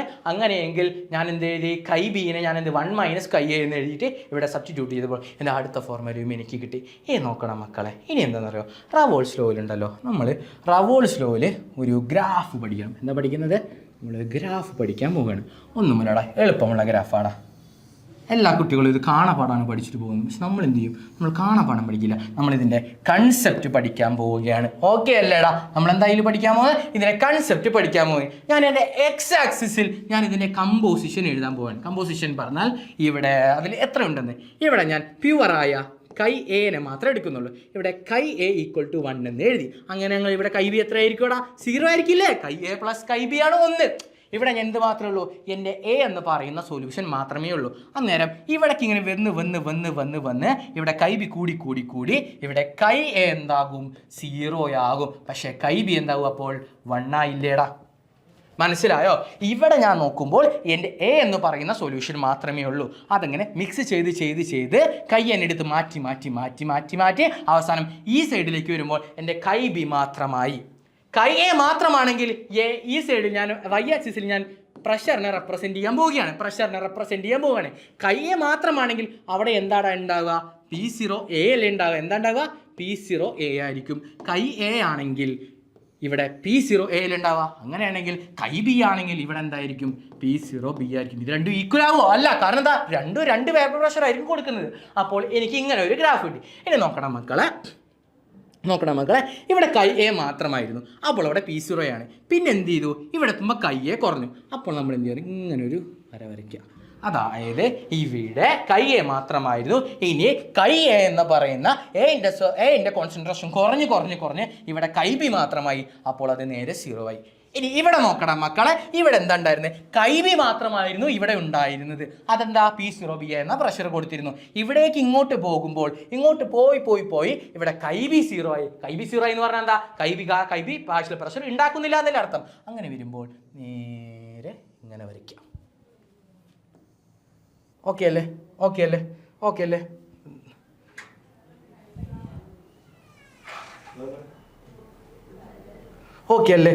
അല്ലേ? ഇനി നമുക്ക് നോക്കാം. ഞാൻ ഇങ്ങനെ ഒരു ലൈൻ വരച്ചാൽ അതാണ് എൻ്റെ പി ടോട്ടൽ. അത് PA + PB ആയിരിക്കും. ഓക്കെ അല്ലേ? ഇത്രേ നമുക്ക് ഈ റവോൾസ് ലോ എന്ന് പറയുന്ന ഗ്രാഫിൽ നിന്ന് പഠിക്കാനുള്ളൂ. മനസ്സിലായില്ലടാ? ഇനി ഇത് കാണാൻ പഠിക്കേണ്ട ആവശ്യമുണ്ടോ? ഇല്ലല്ലോ. നമ്മളെല്ലാ കൺസെപ്റ്റും വെച്ച് പഠിച്ചു. അടുത്തയിലോട്ട് പോകാം. ഐഡിയലും നോൺ ഐഡിയൽ സൊല്യൂഷൻസും എന്തൊക്കെയാടാ?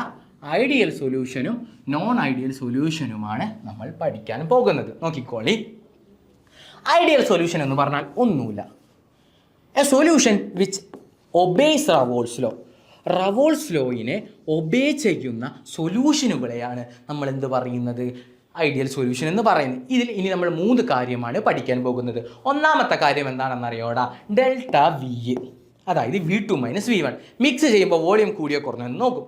അടുത്ത് എൻതാൽപ്പി ഡെൽറ്റ എച്ച് നമ്മൾ നോക്കും. മൂന്നാമത്തത് ഫോഴ്സ്, അതായത് ഈ ബോണ്ടുകൾ തമ്മിലുള്ള ഇപ്പോൾ എയും ബിയും മിക്സ് ചെയ്യുമ്പോൾ ഫോഴ്സ് ഓഫ് അട്രാക്ഷൻ നോക്കാൻ പോവുകയാണ് നമ്മൾ. നോക്കണം, അതേപോലെ നോൺ ഐഡിയൽ എന്ന് പറഞ്ഞാൽ അപ്പം എന്താ അവിടെ, which do not obey Raoult's law എന്നല്ല അതിൻ്റെ അർത്ഥം വരിക. ഐഡിയൽ എന്ന് പറഞ്ഞാൽ റവോൾസ് ലോ കറക്റ്റായിട്ട് അതേപോലെ എന്ത് ചെയ്യുന്നു, ഒബേ ചെയ്യുന്നു. നോൺ ഐഡിയൽ എന്ന് പറഞ്ഞാൽ എന്താ, റവോൾസ് ലോനെ ഒബേ ചെയ്യുന്നില്ല.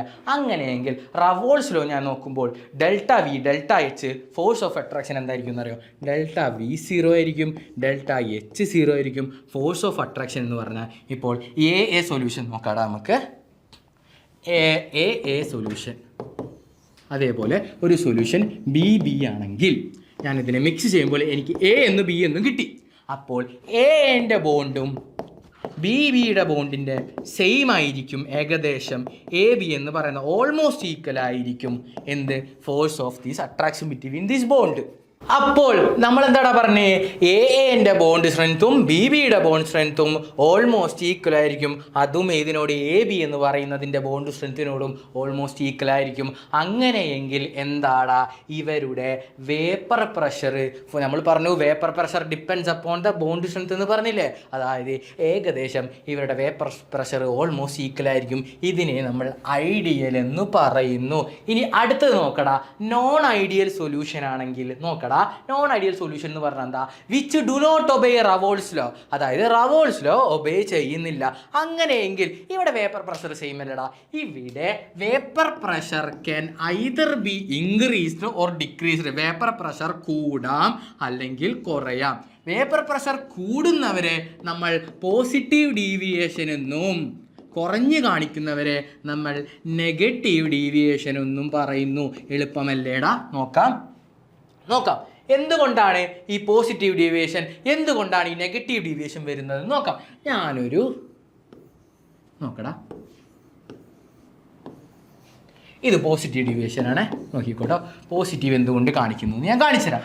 ഞാൻ ആദ്യം എൻ്റെ എ എന്ന് പറയുന്ന സൊല്യൂഷൻ എടുത്തപ്പോൾ എനിക്ക് ബോണ്ട് സ്ട്രെങ്ത് എ എന്ന് കിട്ടി, ബി എന്ന് പറയുന്ന ബോണ്ട് സ്ട്രെങ്ത് ബി ആണെന്ന് കിട്ടി. ഞാൻ ഇത് രണ്ടും കൂടി മിക്സ് ചെയ്തപ്പോൾ എ ബി എന്ന് പറയുന്ന പുതിയ ബോണ്ട് ഉണ്ടായാൽ നോക്കണേടാ, ഈ എ ബിയുടെ ബോണ്ട് ഇല്ലേടാ, ഈ എ ബിയുടെ ബോണ്ടിൻ്റെ സ്ട്രെങ്ത് ഇതിനേക്കാൾ എനേക്കാളും ബിനേക്കാളും കുറവായിരിക്കും. എങ്ങനെയാടാ, എ ബി എന്ന് പറയുന്നതിൻ്റെ ബോണ്ട് സ്ട്രെങ്ത് എനേക്കാളും ബിനേക്കാളും കുറവായിരിക്കും.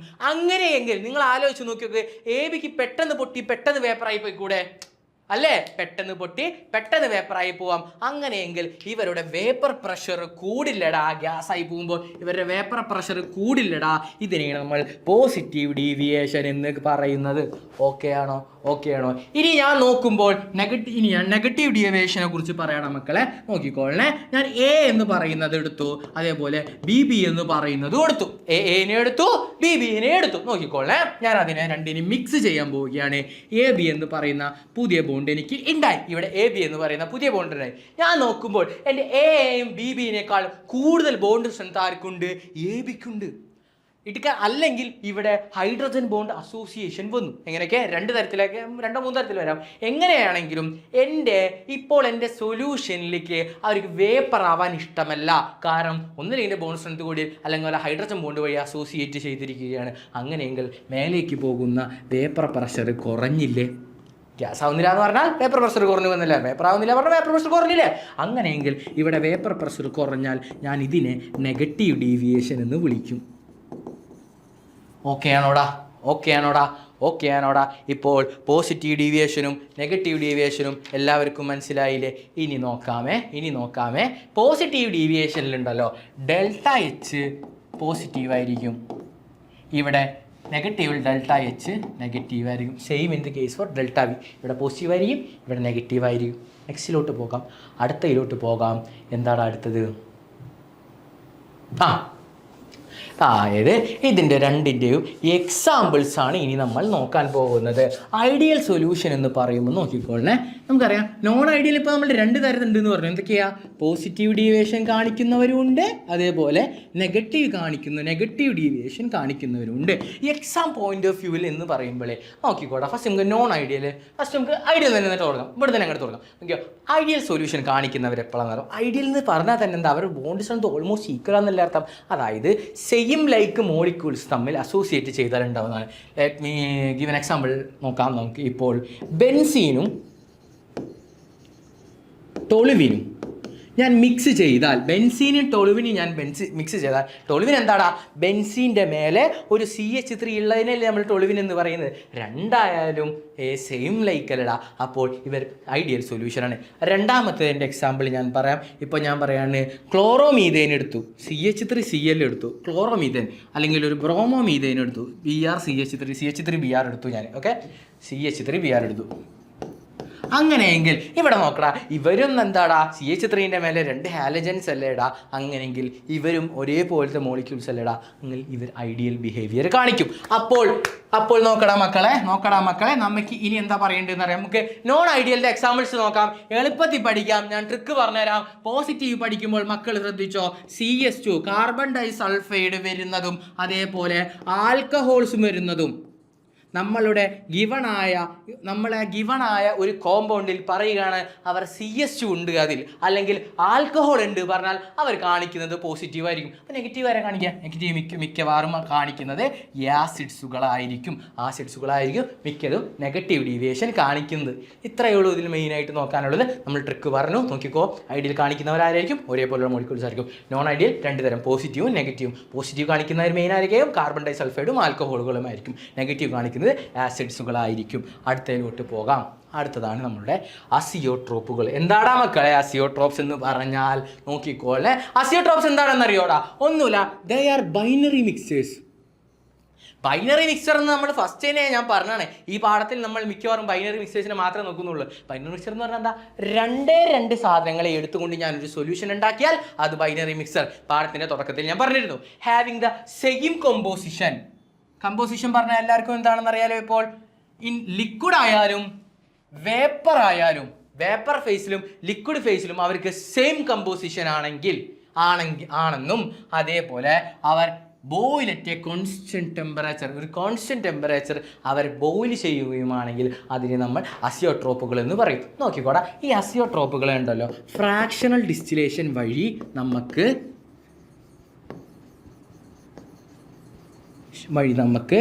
സെപ്പറേറ്റ് ചെയ്യാൻ പറ്റില്ല. ഓക്കെ, ഫ്രാക്ഷണൽ ഡിസ്റ്റിലേഷൻ വഴി നമുക്ക് ഇവരെ സെപ്പറേറ്റ് ചെയ്യാൻ പറ്റില്ല. ഒരു പോയിന്റ്. രണ്ടാമത്തെ പോയിന്റ് നമുക്കറിയാം, ഇവരെന്താടാ? നോൺ ഐഡിയൽ അല്ലേടാ. എന്താടാ? ഇവർ നോൺ ഐഡിയൽ ആണ്. എന്താടാ? ഇവർ നോൺ ഐഡിയൽ സൊല്യൂഷൻസ് ആണ്, ഇവർ ഐഡിയൽ സൊല്യൂഷൻസ് അല്ല. അങ്ങനെയെങ്കിൽ നോക്കിക്കോളെ, നോൺ ഐഡിയൽ ആണെങ്കിൽ ഞാൻ പറഞ്ഞു എന്ത്? നോൺ ഐഡിയൽ ആണെങ്കിൽ എനിക്ക് പോസിറ്റീവ് ഉണ്ട്, നെഗറ്റീവ് ഡീവിയേഷൻ കാണിക്കുന്നവരുണ്ട്. അങ്ങനെയെങ്കിൽ നോൺ ഐഡിയൽ ആണെങ്കിൽ ലാർജ് പോസിറ്റീവ് ഡീവിയേഷൻ കാണിക്കുന്നവരും ഉണ്ടാവും, ലാർജ് നെഗറ്റീവ് ഡീവിയേഷൻ കാണിക്കുന്നവരും ഉണ്ടാകും. ഓക്കെ അല്ലേ? അങ്ങനെ എന്താണ്? നോൺ ഐഡിയൽ ആണെങ്കിൽ എനിക്ക് ലാർജ് പോസിറ്റീവും കാണിക്കും, ലാർജ് നെഗറ്റീവും കാണിക്കും. ലാർജ് പോസിറ്റീവ് കാണിക്കുന്നവരെ നമ്മൾ മിനിമം ബോയിലിംഗ് അസിയോട്രോപ്പ് എന്ന് വിളിക്കും. എന്താണ് നമ്മൾ വിളിക്കുക? മിനിമം ബോയിലിംഗ് അസിയോട്രോപ്പ് എന്ന് വിളിക്കും. ലാർജ് നെഗറ്റീവ് കാണിക്കുന്നവരെ നമ്മൾ മാക്സിമം ബോയിലിംഗ് അസിയോട്രോപ്പുകൾ എന്ന് വിളിക്കും. ഓക്കെ ആണോ? അപ്പോൾ നമുക്കറിയാം നമ്മൾ പറയുകയാണ്, നമ്മളോട് പോസിറ്റീവിൻ്റെ എക്സാമ്പിൾ തന്നിട്ട് ചോദിക്കുകയാണ്, ഇപ്പോൾ ആൽക്കഹോളൊക്കെ തന്നിട്ട് ചോദിക്കുകയാണ് ഇത് ഏത് അസിയോട്രോപ്പാണെന്ന് ചോദിച്ചാൽ നമ്മൾ പറയും അത് മിനിമം ബോയിലിംഗ് അസിയോട്രോപ്പാണെന്ന്. കാരണം പോസിറ്റീവ് കാണിക്കുന്നവരെ ലാർജ് റോൾസിൽ നിന്ന് ലാർജ് പോസിറ്റീവ് ഡീവിയേഷൻ കാണിക്കുന്നവരെയാണ് നമ്മൾ മിനിമം ബോയിലിംഗ് അസിയോട്രോപ്പുകൾ എന്ന് വിളിക്കുന്നത്. അസിയോട്രോപ്പുകൾ സെറ്റായില്ലേടാ? അടുത്തതിലോട്ട് പോകല്ലേ നമുക്ക്. Colligative properties. ഈ പാഠം ഏകദേശം കഴിയാറായി അല്ലേ? നല്ല പെട്ടെന്ന് നമ്മൾ കൺസെപ്റ്റുകൾ പെട്ടെന്ന് തന്നെ പറഞ്ഞുകൊണ്ട് മുന്നോട്ട് പോവുകയാണ്. അടുത്തതാണടാ കോളിഗേറ്റീവ് പ്രോപ്പർട്ടീസ്. ഇത്ര നേരം നമ്മൾ എന്ത് പഠിച്ചു? നാച്ചുറൽ സോൾവെൻസിനെ കുറിച്ച് പഠിച്ചു. ഇനി നമ്മൾ പഠിക്കാൻ പോകുന്നതെന്ന് അറിയോ? The properties which does not depend on the nature of the substance but depend upon the number of molecules. എന്തിനാ ഇത് പഠിക്കുക? ഓൺലി നമ്പറിനെ മാത്രം, എത്ര നമ്പർ ഉണ്ടോ അങ്ങനെ അതിനെ മാത്രം ഡിപ്പെൻഡ് ചെയ്യുന്ന ഒരു പ്രോപ്പർട്ടിയാണ് കോളിഗേറ്റീവ് പ്രോപ്പർട്ടി എന്ന് പറയുന്നത്. ഇതിൽ മെയിൻലി 4 എണ്ണം relative lowering, elevation of boiling point, depression in freezing point, osmosis. മിക്കവാറും എല്ലാവരും വെറുതെ എന്ത് പറയും, ഇതിങ്ങനെ കുറയുന്നു, അപ്പോൾ എന്ത് ചെയ്യും, ഇക്വേഷൻ പഠിച്ചുകൊണ്ട് അങ്ങോട്ട് പോകും. നമ്മൾ എന്ത് ചെയ്യും, നമ്മൾ ഇന്ന് ഇതിൻ്റെ കൺസെപ്റ്റ് നോക്കാൻ പോവുകയാണ്, നമ്മളിത് മനസ്സിലാക്കി പഠിക്കാൻ പോവുകയാണ്. ഫസ്റ്റാണ് ഞാൻ നോക്കുന്നു എൻ്റെ relative lowering of vapour pressure. എടാ മക്കളെ, ലോവറിങ് എന്ന് പറഞ്ഞാൽ എന്താടാ, കുറയുക എന്നല്ലേ അർത്ഥം. അതായത് ഞാൻ നോക്കണേടാ, ഞാൻ 2 എണ്ണം മിക്സ് ചെയ്തപ്പോൾ എൻ്റെ വേപ്പർ പ്രഷർ കുറഞ്ഞു. നോക്കിക്കോളണേ, എങ്ങനെയാണെന്ന് അറിയോടാ, നോക്കിക്കോട്ടോ. ഞാൻ ഒരു വെസലെടുത്തു, അതിൽ ഓൾറെഡി എന്തുണ്ട്, ഒരു വോളറ്റൈലായ ലിക്വിഡ് ഉണ്ട്. എന്താണുള്ളത്, വോളറ്റൈൽ ലിക്വിഡ് ഉണ്ട്. അതിലേക്ക് ഞാൻ എന്ത് ചെയ്യാണ് ആഡ് ചെയ്യണമെന്ന് അറിയോ, ഒരു നോൺ വോളറ്റൈലായ, എന്താ ഞാൻ ആഡ് ചെയ്തത്, നോൺ വോളറ്റൈലായ സൊല്യൂട്ടിനെ ഞാൻ ആഡ് ചെയ്തു. മക്കളെ, എന്താ ഉണ്ടായിരുന്നത്, വോളറ്റൈൽ ലിക്വിഡിലേക്ക് ഞാൻ നോൺ വോളറ്റൈലായ സൊല്യൂട്ടിനെ ആഡ് ചെയ്യുകയാണ്. നമുക്കറിയാം, ഒരു മിക്സ്ചറിലെടുത്താൽ അതിൻ്റെ സർഫസിൽ ഇങ്ങനെ വന്ന് നിൽക്കുകയല്ലേ ഉണ്ടാവുക. ഇതെന്താണ്, പ്യുവറാണ്. ഇതെന്താണ്, പ്യുവറായ സൊല്യൂഷനാണ്. അല്ല, പ്യുവറായ ഒരു മിക്സർ എ എന്ന് പറയുന്ന എൻ്റെ മിക്സർ ആണെങ്കിൽ, പ്യുവറാണെങ്കിൽ അതിൻ്റെ വേപ്പർ പ്രഷർ ഉണ്ടാവും. പ്യുവറാണെങ്കിൽ അത് P0A അല്ലേ ഉണ്ടാവുക. അതായത് സർഫസ് മോളിക്യൂളെല്ലാം മേലോട്ട് പോയി വേപ്പർ പ്രഷർ ഉണ്ടാക്കുന്നു. ഓക്കെ അല്ലേ? അങ്ങനെയെങ്കിൽ ഞാൻ ഇതിലേക്ക് എന്ത് മിക്സ് ചെയ്തു എന്നാടാ പറഞ്ഞത്, ഞാൻ ഇതിലേക്ക് എന്താ മിക്സ് ചെയ്തത്, ഞാൻ ഇതിലേക്ക് മിക്സ് ചെയ്തത് എന്താ നോക്കടാ, ഞാൻ ഇതിലേക്ക് എന്താ മിക്സ് പറ, ഞാൻ മിക്സ് ചെയ്തത് നോൺ വോളറ്റൈൽ സൊല്യൂട്ട് മിക്സ് ചെയ്തു. നോൺ വോളറ്റൈൽ എന്ന് പറഞ്ഞാൽ എന്താ, ഞാൻ നേരത്തെ പറഞ്ഞിരുന്നു, അതായത് അവർ വേപ്പറായി പോകുകയില്ല. അപ്പോൾ നോക്കടാ, എൻ്റെ സൊല്യൂഷൻ ഇപ്പം ഞാൻ നോക്കിയപ്പോൾ, എൻ്റെ സൊല്യൂഷൻ ഞാൻ നോക്കിയപ്പോൾ കണ്ടോടാ, ഞാൻ നോക്കിയപ്പോൾ വോളറ്റൈലായ സോൾവിൻ്റെ ഇടയിൽ നോൺ വോളറ്റൈലായ എന്ത് കയറിയിരുന്നു, വോളറ്റൈലായ സോൾവെൻറ്റിൻ്റെ ഇടയിൽ നോൺ വോളറ്റൈലായ സൊല്യൂട്ട് കയറിയിരുന്നു. അങ്ങനെയെങ്കിൽ എൻ്റെ സർഫസിൽ നിന്ന് വോളറ്റൈലായി പോകണ്ട, വേപ്പറായി പോകണ്ട നമ്പർ കുറഞ്ഞില്ലേ. നോക്കടാ, ഇവിടെ നോക്കുമ്പോൾ ഇത് 2, 4, 5, 6, 7 എണ്ണം മേലോട്ട് പോകും. ഇവിടെ നോക്കുമ്പോൾ വെറും 4 എണ്ണേ പോകുന്നുള്ളൂ. ബാക്കിയുള്ള 3 എണ്ണം എന്താണ്, ബാക്കിയുള്ള 3 എണ്ണം നോൺ വോളറ്റൈലാണ്. അങ്ങനെയെങ്കിൽ മേലോട്ട് പോകുന്ന വേപ്പർ കുറഞ്ഞില്ലേ, വേപ്പർ പ്രഷർ അപ്പോൾ കുറയില്ലടാ.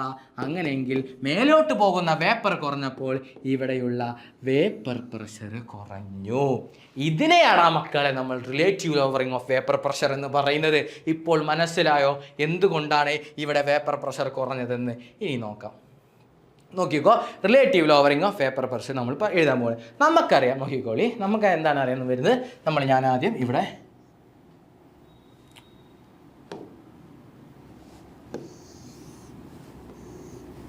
ഇതിലേക്ക് മിക്സ് ചെയ്തപ്പോൾ എനിക്കറിയാം PA എന്ന് പറയുന്നത് P0A K-A ആണെന്ന് എനിക്കറിയാം, അല്ലേടാ. PA = P0A K-A ആണെന്ന് എനിക്കറിഞ്ഞൂടെ. ഇനി അപ്പോൾ ഞാൻ രണ്ടാമത് ഇതിലേക്ക് ഞാൻ എന്ത് ആഡ് ചെയ്തു എന്നാണ് ഞാൻ പറഞ്ഞത്, ഒരു നോൺ വോളറ്റൈലായ സൊല്യൂട്ടിനെ ഞാൻ ആഡ് ചെയ്തു. എന്താണ് ഞാൻ ആഡ് ചെയ്തത്, നോൺ വോളറ്റൈലായ സൊല്യൂട്ടിനെ ആഡ് ചെയ്തു. അപ്പോൾ എൻ്റെ ടോട്ടൽ പ്രഷർ എന്താടാ, PA മാത്രമേ ഉള്ളൂ. അപ്പോഴും എൻ്റെ ടോട്ടൽ പ്രഷർ എന്താണ്, PA മാത്രമേ ഉള്ളൂ. കാരണം എന്താ, മറ്റേത് PB എന്ന് പറയുന്നത് എന്താ, നോൺ വോളറ്റൈലാ, അതിന് പ്രഷർ ഇല്ല. അങ്ങനെയെങ്കിൽ നോക്കിക്കോളെ, അങ്ങനെയെങ്കിൽ എൻ്റെ PA എന്ന് പറയുന്നത് തന്നെയല്ലേ ഇപ്പോൾ ടോട്ടൽ പ്രഷർ വരിക. P0 എന്ന് പറയുന്നത് ആദ്യം ഉണ്ടായിരുന്ന, അതായത് ഒരു പെർഫെക്റ്റ് ആയിട്ട് വേറെ ഒന്നുമില്ലാതെ ഞാൻ എന്ത് ചെയ്തു, പെർഫെക്റ്റ് ആയിട്ട്, അതായത് A എന്ന് പറയുന്ന സൊല്യൂഷൻ മാത്രമായിട്ട് ഞാൻ എടുത്തപ്പോൾ എനിക്ക് കിട്ടിയ വേപ്പർ പ്രഷറാണ് P0A എന്ന് പറയുന്നത്. അതിലേക്ക് ഞാൻ എന്ത് ചെയ്തു, K-A എന്ന് പറയുന്ന മോൾ ഫ്രാക്ഷൻ ഈക്വൽ ആയിരിക്കും എന്ന് അറിയാലോ. ഈ ഇക്വേഷൻ എല്ലാവർക്കും അറിയാലോ, നമ്മൾ ഇത്ര നേരം പഠിച്ചല്ലേ.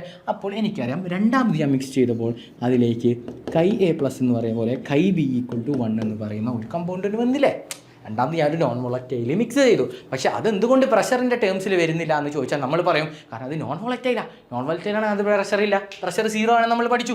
അങ്ങനെയെങ്കിൽ ഞാൻ ഇതിനെ എഴുതി Ka എന്ന് പറയുന്നത് 1 - Kb ആക്കിയിട്ട് എഴുതി. ഞാൻ എന്താ എഴുതിയത്, PA =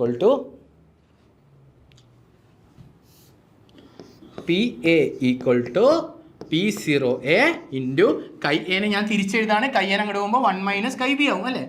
Ka = 1 - Kb ആവും. അപ്പോൾ എന്ത് വരും, × 1 - Kb എന്ന് എനിക്ക് കിട്ടിയോടാ. അങ്ങനെയെങ്കിൽ നോക്കടാ, ഇപ്പോൾ PA equal to P0A minus P0B into chi B എന്നല്ലേ, P0A ഇൻറ്റു കൈ ബി എന്നല്ലേ വരിക. നോക്കിയല്ലേടാ നോക്കടാ. P0A minus P0A into chi B. ഇങ്ങനെ കിട്ടിയില്ലടാ. ഇനി നോക്കിക്കോളെ, ഞാൻ എന്ത് ചെയ്യാൻ പോണേ, ഇതിന് ഇങ്ങോട്ട് കൊണ്ടുവന്നാൽ ഇതിനപ്പുറത്തോട്ട് കൊണ്ടുപോകാൻ പോവുകയാണ്. എന്താ ഞാൻ ചെയ്യാൻ പോകുന്നത് നോക്കിക്കോ. ഞാൻ നോക്കാൻ പോണേ P0A ഇല്ലടാ.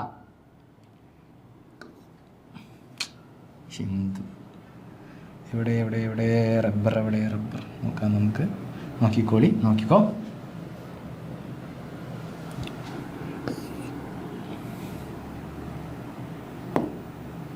ഓക്കെ, അതായത് പി എ എന്ന് പറയുന്നത് നമുക്ക് മനസ്സിലായി ഇങ്ങനൊരു ഇക്വേഷൻ ആണെന്ന് മനസ്സിലായി. അതായത് PA ഈക്വൽ ടു നമുക്ക് കിട്ടി എന്ത്, P0A കൈ എ എന്ന് കിട്ടിയടാ. എല്ലാവർക്കും കിട്ടിയതാണ്. അങ്ങനെയെങ്കിൽ ഈ P0A ഞാൻ എന്ത് എഴുതി, കൈ എനെ ഞാൻ എന്ത് എഴുതി, 1 മൈനസ് കൈ ബി എന്ന് എഴുതി. ഓക്കെ അല്ലേടാ, ഇവിടെ ഓക്കെ അല്ലേ, 1 മൈനസ് കൈ ബി എന്ന് എഴുതി. അപ്പോൾ PA equal to P0A into 1 minus chi B വന്നില്ലേ, ഇത് ഓക്കെ അല്ലേ. ഇനി അതിനെ മൾട്ടിപ്ലൈ ചെയ്യുമ്പോൾ നമുക്ക് കിട്ടും PA equal to P0A into ഇങ്ങോട്ട് എഴുതി, പിന്നെ അങ്ങോട്ട് വരുമ്പോൾ P0A ഇൻറ്റു കൈ ബി എന്ന് വന്നില്ലേ. ഇനി അതിനെ ഒന്ന് അപ്പുറത്തേക്ക് മാറ്റി എഴുതാൻ പോകണം. ഞാൻ P0A കൈ ബിനെ ഇങ്ങോട്ട് കൊണ്ടുവന്നിട്ട് PA അപ്പുറത്തോട്ട് എഴുതുകയാണ്. അങ്ങനെയെങ്കിൽ P0A കൈ ബി ഇങ്ങോട്ട് വന്നു. അപ്പോൾ മൈനസ് ഉള്ളത് പോസിറ്റീവ് ആവും. P0A കൈ ബി ഈക്വൽ ടു P0A. എന്നിട്ട് ഞാൻ ഈ PA അങ്ങോട്ട് കൊണ്ടുപോകണം. ഇവിടെ പോസിറ്റീവ് ആണ്, അപ്പുറത്ത് പോകുമ്പോൾ നെഗറ്റീവ് ആവും. P0A മൈനസ് PA എന്ന് പറയും. ഇതിനെ ഞാൻ ഇൻറ്റു ഉള്ളതിനെ അപ്പുറത്തോട്ട് കൊണ്ടുപോയാൽ എനിക്ക് എന്താ അവിടെ ഡിവൈഡ് ഇങ്ങനെ വരില്ലടാ. അപ്പോൾ chi B equal to P0A minus PA divided by P0A. മനസ്സിലായോ? ഇതാണ് നമ്മളുടെ ഫൈനൽ ഇക്വേഷൻ. അതായത് നോക്കിക്കോളേ, ഇതെന്താടാ ലോവറിങ്. ഫസ്റ്റ് P0 ആയിരുന്നു, ഇപ്പോൾ സൊല്യൂട്ട് ഇട്ടപ്പോൾ PA ആയി. എങ്കിൽ എത്ര കുറഞ്ഞു? 10 ആയിരുന്നു, 8 ആയി. എങ്കിൽ എത്ര കുറഞ്ഞു? ലോവറിങ് എത്ര? 2. അതേപോലെ P0 minus PA by relative ആകുമ്പോൾ ആദ്യത്തിൻ്റെ P0A ബൈ വെച്ചിട്ട് നമ്മൾ ഡിവൈഡ് ചെയ്തുകൊണ്ട് നമുക്ക് എന്ത് കിട്ടും? എത്ര LB കൈ ബി എന്ന് പറഞ്ഞാൽ എന്താ? മോൾ ഫ്രാക്ഷൻ ഓഫ് ദ സൊല്യൂട്ട് അല്ലേ? ഓക്കെ ആണോ? അങ്ങനെയെങ്കിൽ ഞാൻ ഇതിനെ എങ്ങനെ എഴുതും നോക്കിക്കോ. രണ്ടാമത് ഞാനിതിനെ എഴുതാൻ പോവുകയാണ്. നോക്കാം. P0A minus PA by P0A equal to chi ബിനെ ഞാൻ എന്ത് എഴുതി, number of moles of solute divide by number of moles of solute plus number of moles of solvent എന്ന് എഴുതി. ഓക്കെ അല്ലേ? ഇനി നോക്കടാ, ഇത് ഭയങ്കര ഡൈല്യൂട്ടഡ് സൊല്യൂഷൻ ആണെങ്കിൽ എന്തായിരിക്കും? NAയുടെ വലിപ്പം അളവ് NBയിനേക്കാളും ഭയങ്കര കൂടുതലായിരിക്കും. അതായത് ഒരെണ്ണം 1000 ആണെങ്കിൽ ഇത് 1000 ആണെങ്കിൽ ഇത് ചിലപ്പോൾ 1 ആയിരിക്കും. അപ്പോൾ 1000 പ്ലസ് 1 1001 ഡിവൈഡ് ചെയ്യുമ്പോൾ വലിയ മാറ്റം വരുവാടാ. അപ്പോൾ നമ്മൾ എന്ത് ചെയ്യുമെന്ന് അറിയോ? ഒരു അപ്രോക്സിമേഷൻ നടത്തിയിട്ട് നമ്മൾ എന്ത് ചെയ്യും? NB ഡിവൈഡഡ് ബൈ NBനെ ഇവിടെ കളഞ്ഞിട്ട് NA എന്ന് ആക്കും. ഓക്കെ ആണോ? നമ്മളെന്താ ചെയ്യാൻ പോകുന്നത്? ഈ NAനെ ഇവിടെ നിന്ന് NBനെ വളരെ ചെറുതായ കാരണം 1000ൻ്റെ ഒപ്പമൊക്കെ ചിലപ്പോൾ 1 പോയിൻ്റ് എന്നൊക്കെയാവും വരുന്നത്. അങ്ങനെ വരുമ്പോൾ അതുകൊണ്ട് നമ്മൾ എന്ത് ചെയ്യും? 1000.1 എന്നൊക്കെ പറഞ്ഞാൽ ഡിവൈഡ് ചെയ്യുമ്പോൾ വലിയ വ്യത്യാസം വരാത്ത കാരണം നമ്മളിവിടെ അപ്രോക്സിമേഷൻ നടത്തിയിട്ട് നമ്മൾ എഴുതും P0A minus PA divided by P0A എന്ന് പറയുന്ന equal to NB by NA എന്ന് പറയുന്ന പുതിയ ഇക്വേഷൻ നമുക്ക് കിട്ടും. അപ്പോൾ നമ്മൾ പഠിക്കേണ്ട 2 ഇക്വേഷൻസ് ഏതാടാ? ഒന്ന് P0 minus PA equal to P0 by equal to chi B എന്നും, രണ്ടാമത്തെ equation P0A minus PA by P0A equal to NB by NA എന്നുമുള്ള 2 ഇക്വേഷൻസ് ആണ് നമ്മളിവിടെ പഠിക്കുന്നത്. സെറ്റല്ലേ? അടുത്തതിലോട്ട് പോയാലോ? അടുത്തതിലോട്ട് പോവാം. നോക്കാം. ഇനിയാണ് എലവേഷൻ ഇൻ ബോയിലിംഗ് പോയിന്റ്. എന്താണ് നമ്മൾ പറയാൻ പോകുന്നത്? Elevation in boiling point. അപ്പോൾ നമ്മൾ നോക്കണം, എന്താണ് എലവേഷൻ എന്ന് പറഞ്ഞാൽ ഇൻക്രീസ് ആവുക എന്നല്ലേ. അപ്പോൾ നമ്മളുടെ ബോയിലിംഗ് പോയിന്റ് ഇവിടെ ഇൻക്രീസ് ആയി. എങ്ങനെയാണ് ഇൻക്രീസ് ആവാൻ പോകുന്നത്? കൺസെപ്റ്റ് നോക്കാം. ഇവിടെ നമ്മൾക്കറിയാം, നമ്മൾ കഴിഞ്ഞ് പഠിച്ചു, നമ്മളുടെ പ്യുവർ ആയിരുന്ന കോമ്പോസിഷനിൽ P0A ആയിരുന്നു, അത് PA ആയപ്പോൾ ഇതിൻ്റെ വേപ്പർ പ്രഷർ കുറഞ്ഞു. ഓക്കെ അല്ലേ? കമ്പോസിഷൻ്റെ വേപ്പർ പ്രഷർ കുറഞ്ഞു. അപ്പോൾ ഉള്ള സൊല്യൂഷനിൽ ഇപ്പോൾ വേപ്പർ പ്രഷർ കുറവാണ്. സൊല്യൂഷൻ്റെ ഇപ്പോഴത്തെ വേപ്പർ പ്രഷർ കുറവാണെന്നുള്ള സംഭവം നമ്മൾക്ക് അറിയാം. ഓക്കെ അല്ലേ? ഇനി ഇതിലേക്ക് നോക്കുമ്പോൾ ഫസ്റ്റ് നമ്മൾ എന്താണ് മനസ്സിലാക്കേണ്ടതെന്ന് അറിയോ? എലിവേഷൻ പറഞ്ഞാൽ ഇൻക്രീസ് ആണ്. അപ്പോൾ ബോയിലിംഗ് പോയിന്റ് എന്നാണ് നമ്മൾ പഠിക്കണം. ഓക്കെ, എലിവേഷൻ പറഞ്ഞാൽ ഇൻക്രീസ് ആണ്. ബോയിലിംഗ് പോയിന്റ് എന്താണെന്ന് അറിയോടാ? നമ്മളുടെ അറ്റ്മോസ്ഫെറിക് പ്രഷറിനോട് വേപ്പർ പ്രഷർ രണ്ടും കൂടി ഈക്വൽ ആവുന്ന അവസ്ഥയെയാണ് നമ്മൾ എന്ത് പറയുക? ബോയിലിംഗ് പോയിന്റ് അച്ചീവ് ചെയ്തു എന്ന് പറയാം. നോക്കിക്കോടാ, ഞാനിവിടെ ഒരു ഗ്രാഫ് വരയ്ക്കാൻ പോവുകയാണ്. എല്ലാവരും ശ്രദ്ധിക്കുക.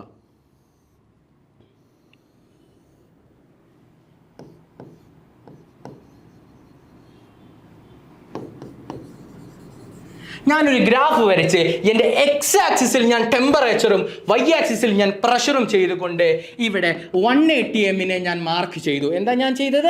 180 m മാർക്ക് ചെയ്തു. 180 m എന്ന് പറയുന്നത് അറ്റ്മോസ്ഫിയറിക് പ്രഷർ. അങ്ങനെ നോക്കുമ്പോൾ എൻ്റെ ഫസ്റ്റിൻ്റെ പ്യുവർ സോൾവെൻ്റ് ആകുമ്പോൾ എൻ്റെ ഗ്രാഫ് ഇങ്ങനെയാണ്. ഇതെന്താണ്? Vapour pressure. വേപ്പർ പ്രഷറിനെ ഞാൻ ഇങ്ങനെ കാണിച്ചു. ഇനി ഞാൻ സൊല്യൂഷൻ ഉണ്ടാക്കിയപ്പോൾ നമ്മൾ പറഞ്ഞു എന്താ? ഫസ്റ്റത്തെ റിലേറ്റീവ് ലോവറിംഗ് നമ്മൾ എന്താ പറഞ്ഞത്?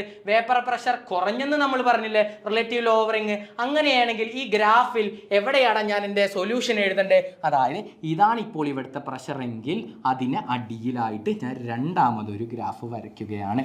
നോക്കിക്കോ, ഇപ്പോൾ എന്താ? ഇതെന്തിൻ്റെയാണ്? സോൾവെൻറ്റിൻ്റെ, പ്യുവർ ആയിട്ടുള്ള സോൾവെൻറ്റിൻ്റെ വേപ്പർ പ്രഷർ. ഇതെന്താണ്? സൊല്യൂഷനിൻ്റെ വേപ്പർ പ്രഷർ കുറഞ്ഞത്. അതായത് നമ്മൾ നോൺ വോളറ്റൈൽ ആഡ് ചെയ്തപ്പോൾ വേപ്പർ പ്രഷർ കുറഞ്ഞു. അങ്ങനെയെങ്കിൽ നോക്കിക്കോളേടാ, അങ്ങനെയെങ്കിൽ ഈ സോൾവെൻ്റ് ഇല്ലേടാ, സോൾവെൻ്റ് നോക്കിക്കോടാ, ഇങ്ങനെ പ്രഷർ കൂടി ടെമ്പറേച്ചർ കൂടി ഈ പോയിന്റ് എത്തുമ്പോൾ ഈ ബോയിലിംഗ് പോയിന്റിൽ വേപ്പറായി മാറും. അതായത് ബോയിലിംഗ് പോയിന്റ് അച്ചീവ് ചെയ്യും. ഈ ടെമ്പറേച്ചറിൽ അവരെന്ത് അച്ചീവ് ചെയ്തു? അറ്റ്മോസ്ഫിയറിക് പ്രഷർ അച്ചീവ് ചെയ്തിട്ട് ബോയിലിംഗ് പോയിന്റ് അച്ചീവ് ചെയ്തു. എൻ്റെ സൊല്യൂഷൻ ഞാൻ നോക്കുമ്പോൾ സൊല്യൂഷൻ വേപ്പർ പ്രഷർ അടിയിലാണ്. അവരിങ്ങനെ പോയി ഈ ടെമ്പറേച്ചർ എത്തുമ്പോഴേ അവർ അച്ചീവ് ചെയ്യുന്നുള്ളൂ. അങ്ങനെ പ്യുവറിനെ ഞാൻ എന്ത് ചെയ്തു? T0B എന്നും, T0B എന്ന ടെമ്പറേച്ചർ ബോയിലിംഗ് പോയിന്റ് T0 എന്നും, ഇതിന് ഞാൻ വെറും TB എന്നും ഞാൻ വിളിച്ചു. ഓക്കെ ആണോടാ? ഇനി മക്കൾ പറ, ഏതാടാ വലുത്? ഞാൻ ഇങ്ങനെ നമ്പർ ചെയ്യാൻ പോവുകയാണ്. 5, 10, 15, 20, 25, 30 എന്ന് പറയുമ്പോൾ TB അല്ലടാ വലുത്. T0B വലുതേതാ? TB അല്ലേ? അങ്ങനെയെങ്കിൽ എനിക്ക് പറഞ്ഞുകൂടെ TB greater than T0B?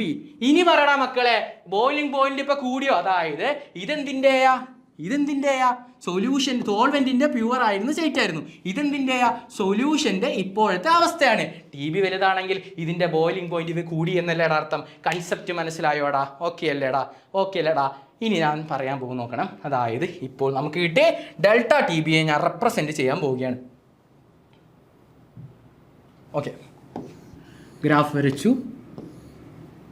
180 m. ഇതേതാടാ? ഇതാണ് എൻ്റെ സോൾവെൻറ്റ്. ഇതാണ് എൻ്റെ രണ്ടാമത്തെ, ഇതാണ് എൻ്റെ സൊല്യൂഷൻ. വേപ്പർ പ്രഷർ കുറഞ്ഞത് എൻ്റെ സൊല്യൂഷൻ. അങ്ങനെയെങ്കിൽ നോക്കടാ, ഇതാണ് എൻ്റെ T0B, ഇതാണ് എൻ്റെ TB. ഞാൻ ഡെൽറ്റ TB എടുക്കുമ്പോൾ വലുതേതാ? TB മൈനസ് ചെറുതേതാ? T0B. ഇക്വേഷൻ നമ്പർ 1 മനസ്സിലായോ? ഈ ഡെൽറ്റ TB കണ്ടുപിടിച്ചത് മനസ്സിലായില്ലേ? ഇനി രണ്ടാമത് ഞാൻ എഴുതാൻ പോകുമ്പോൾ എനിക്ക് എക്സ്പെരിമെൻ്റലായിട്ട് കിട്ടിയത് എന്താണെന്നറിയോ? ഈ ഡെൽറ്റ TB ഇല്ലേ, ഡെൽറ്റ TB പ്രൊപ്പോർഷനാണ് ആർക്ക്? മൊളാലിറ്റിക്ക് ഇത് പ്രൊപ്പോർഷണൽ ആണെന്നും, ഡെൽറ്റ TB പ്രൊപ്പോർഷണാലിറ്റി മാറാൻ ഞാനൊരു കോൺസ്റ്റന്റിനെ ഇൻട്രൊഡ്യൂസ് ചെയ്തു. അതാണ് മോളാൽ എലവേഷൻ കോൺസ്റ്റന്റ് എന്നും KB × M എന്നും ഞാൻ എഴുതി.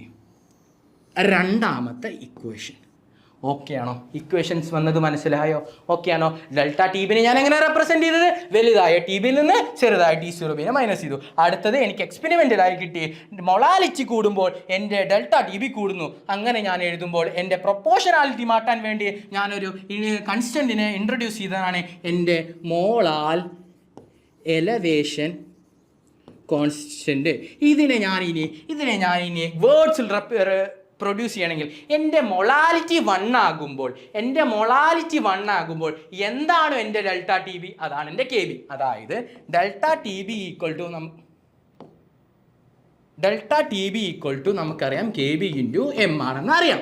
അതായത് ഈ മൊളാരിറ്റി ഞാൻ 1 മോളാലാണെങ്കിൽ delta T B equal to K B എന്നല്ലേടാ. അങ്ങനെ വരുമ്പോൾ ഇതിൻ്റെ വേർഡിങ് റെപ്രസെൻറ്റേഷനും എനിക്ക് കിട്ടി.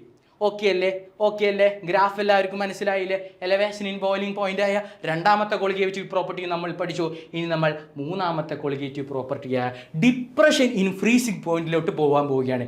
എടാ മക്കളെ നോക്കണം, ഡിപ്രഷൻ പറഞ്ഞാൽ എന്താടാ?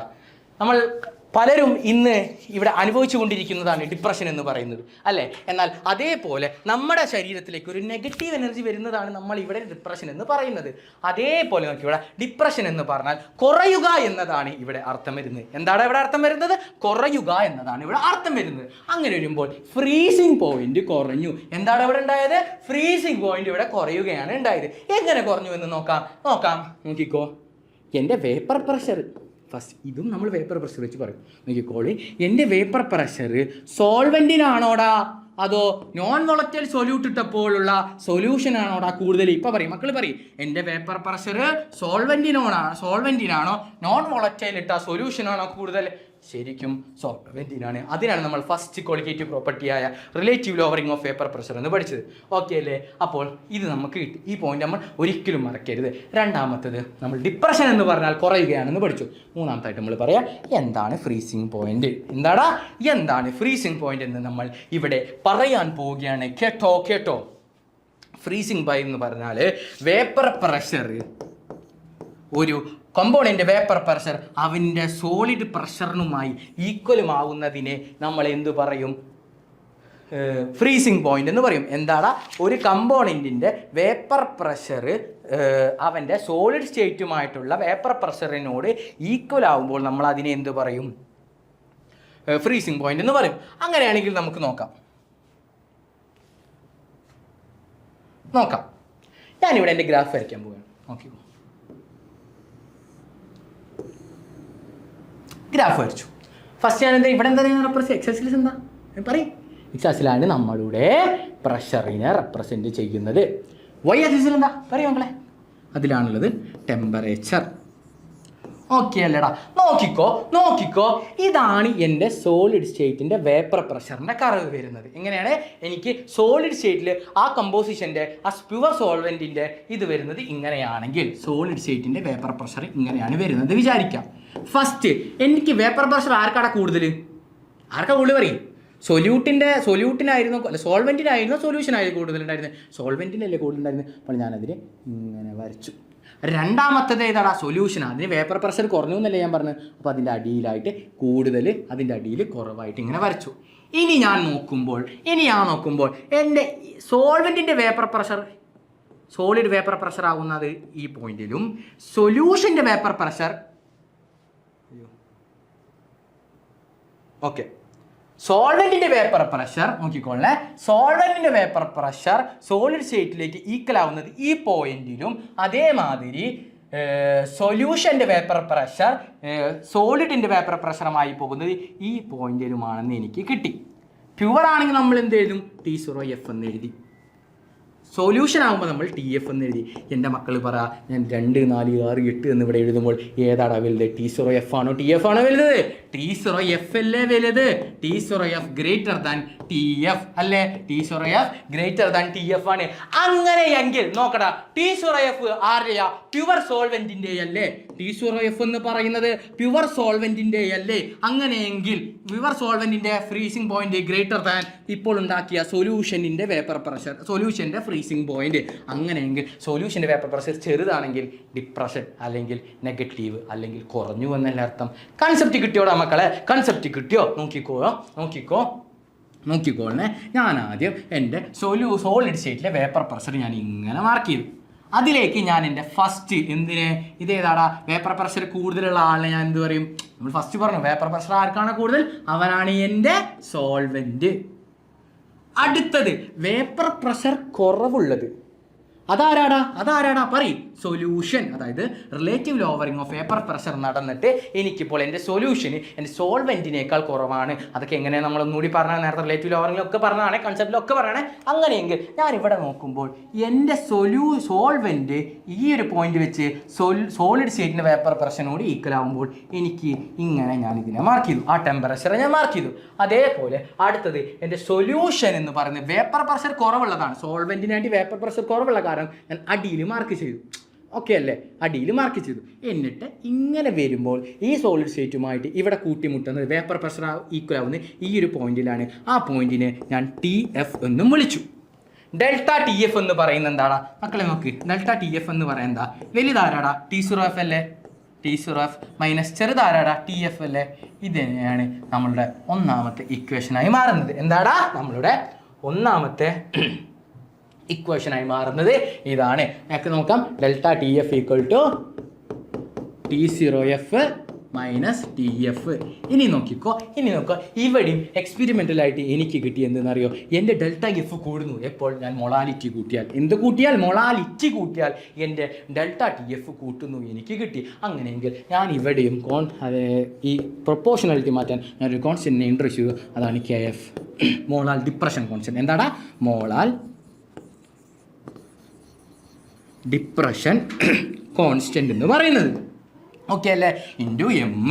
ഇത്ര മനസ്സിലായില്ലേടാ? ഓക്കെ അല്ലേ? ഇത്ര മനസ്സിലായില്ലേ? ഇനി നമുക്ക് നോക്കാം. ഇനി ഞാനുണ്ടല്ലോടാ 2 ഇക്വേഷൻസ് നിങ്ങൾക്ക് പറഞ്ഞു തരാൻ പോവുകയാണ്. ഒന്നാമത്തെ എന്താണെന്ന് വെച്ചാൽ KB കണ്ടുപിടിക്കാനുള്ള ഒരു ഇക്വേഷൻ, രണ്ടാമത്തത് KF കണ്ടുപിടിക്കാനുള്ള 2 ചെറിയ ഇക്വേഷനുകൾ. ഇത് നമുക്ക് കാണാപ്പാഠം പഠിക്കാം. നോക്കാം. M into R into T0B the whole square divided by 1000 into enthalpy of vaporisation. Arc?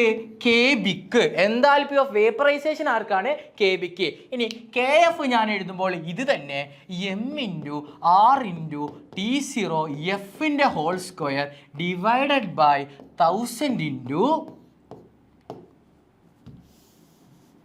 1000 into delta HF, അതായത് fusion, enthalpy of fusion.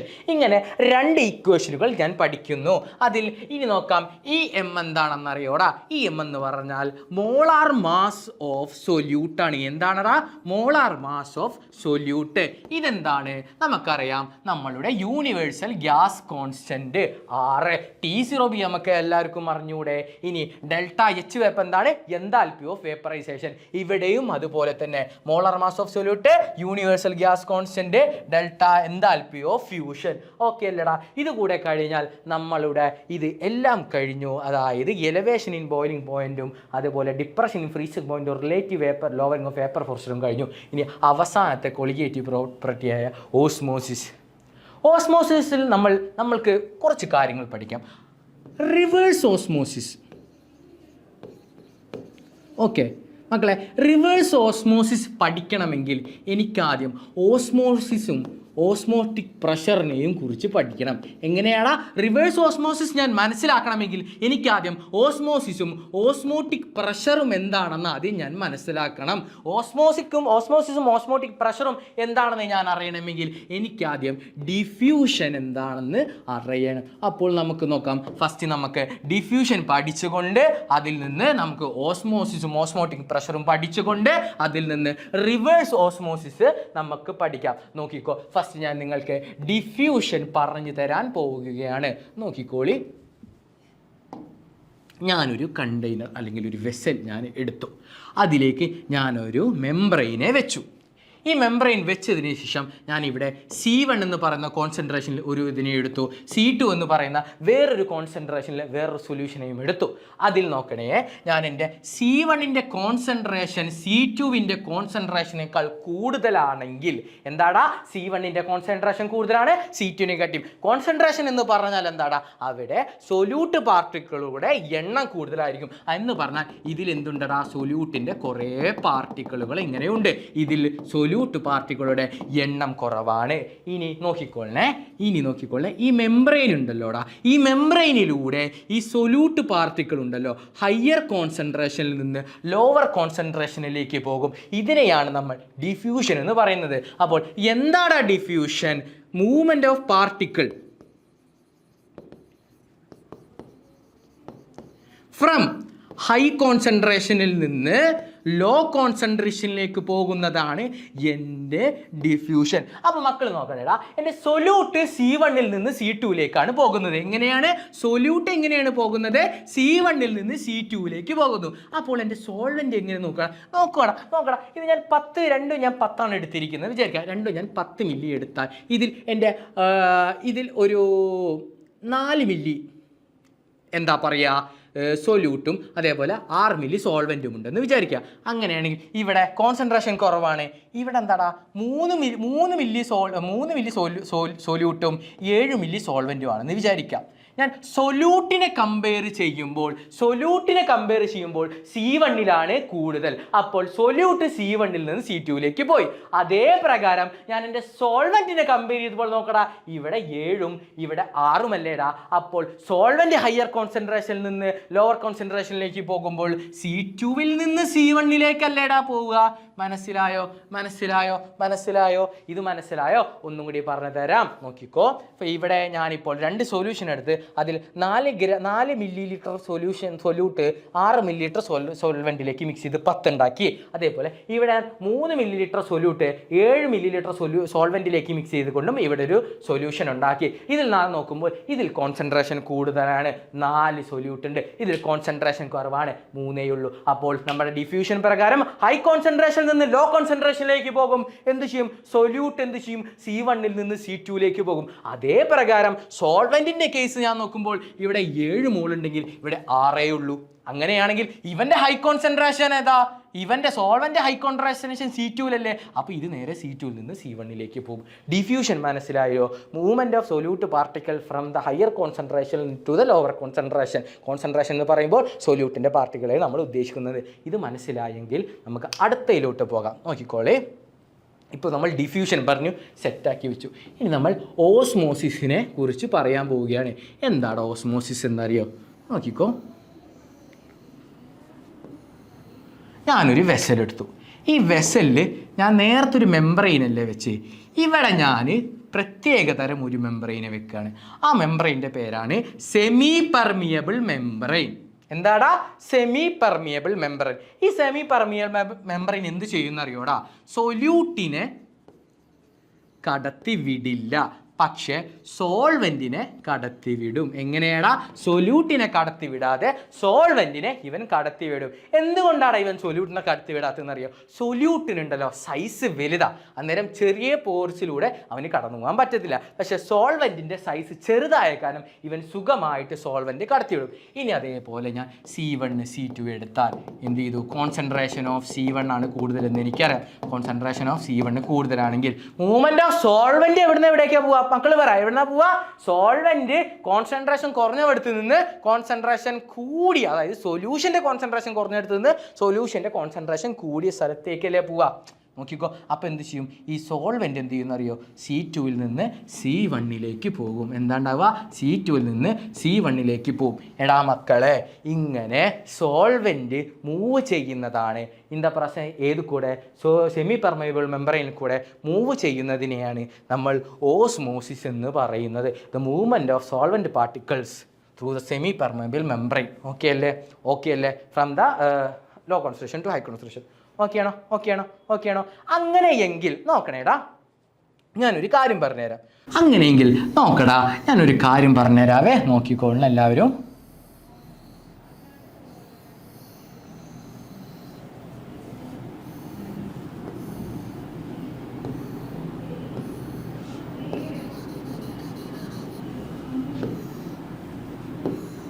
Okay, ഇവിടെ നോക്കടാ, ഇതിലെന്തുണ്ട്? എൻ്റെ സൊല്യൂഷൻ ഉണ്ട്. ഇവിടെ എൻ്റെ സൊല്യൂഷൻ ഉണ്ട്. ഇത് C1, ഇത് C2. ഇതെന്താ? എൻ്റെ സെമി പെർമിയബിൾ മെംബ്രെയിൻ.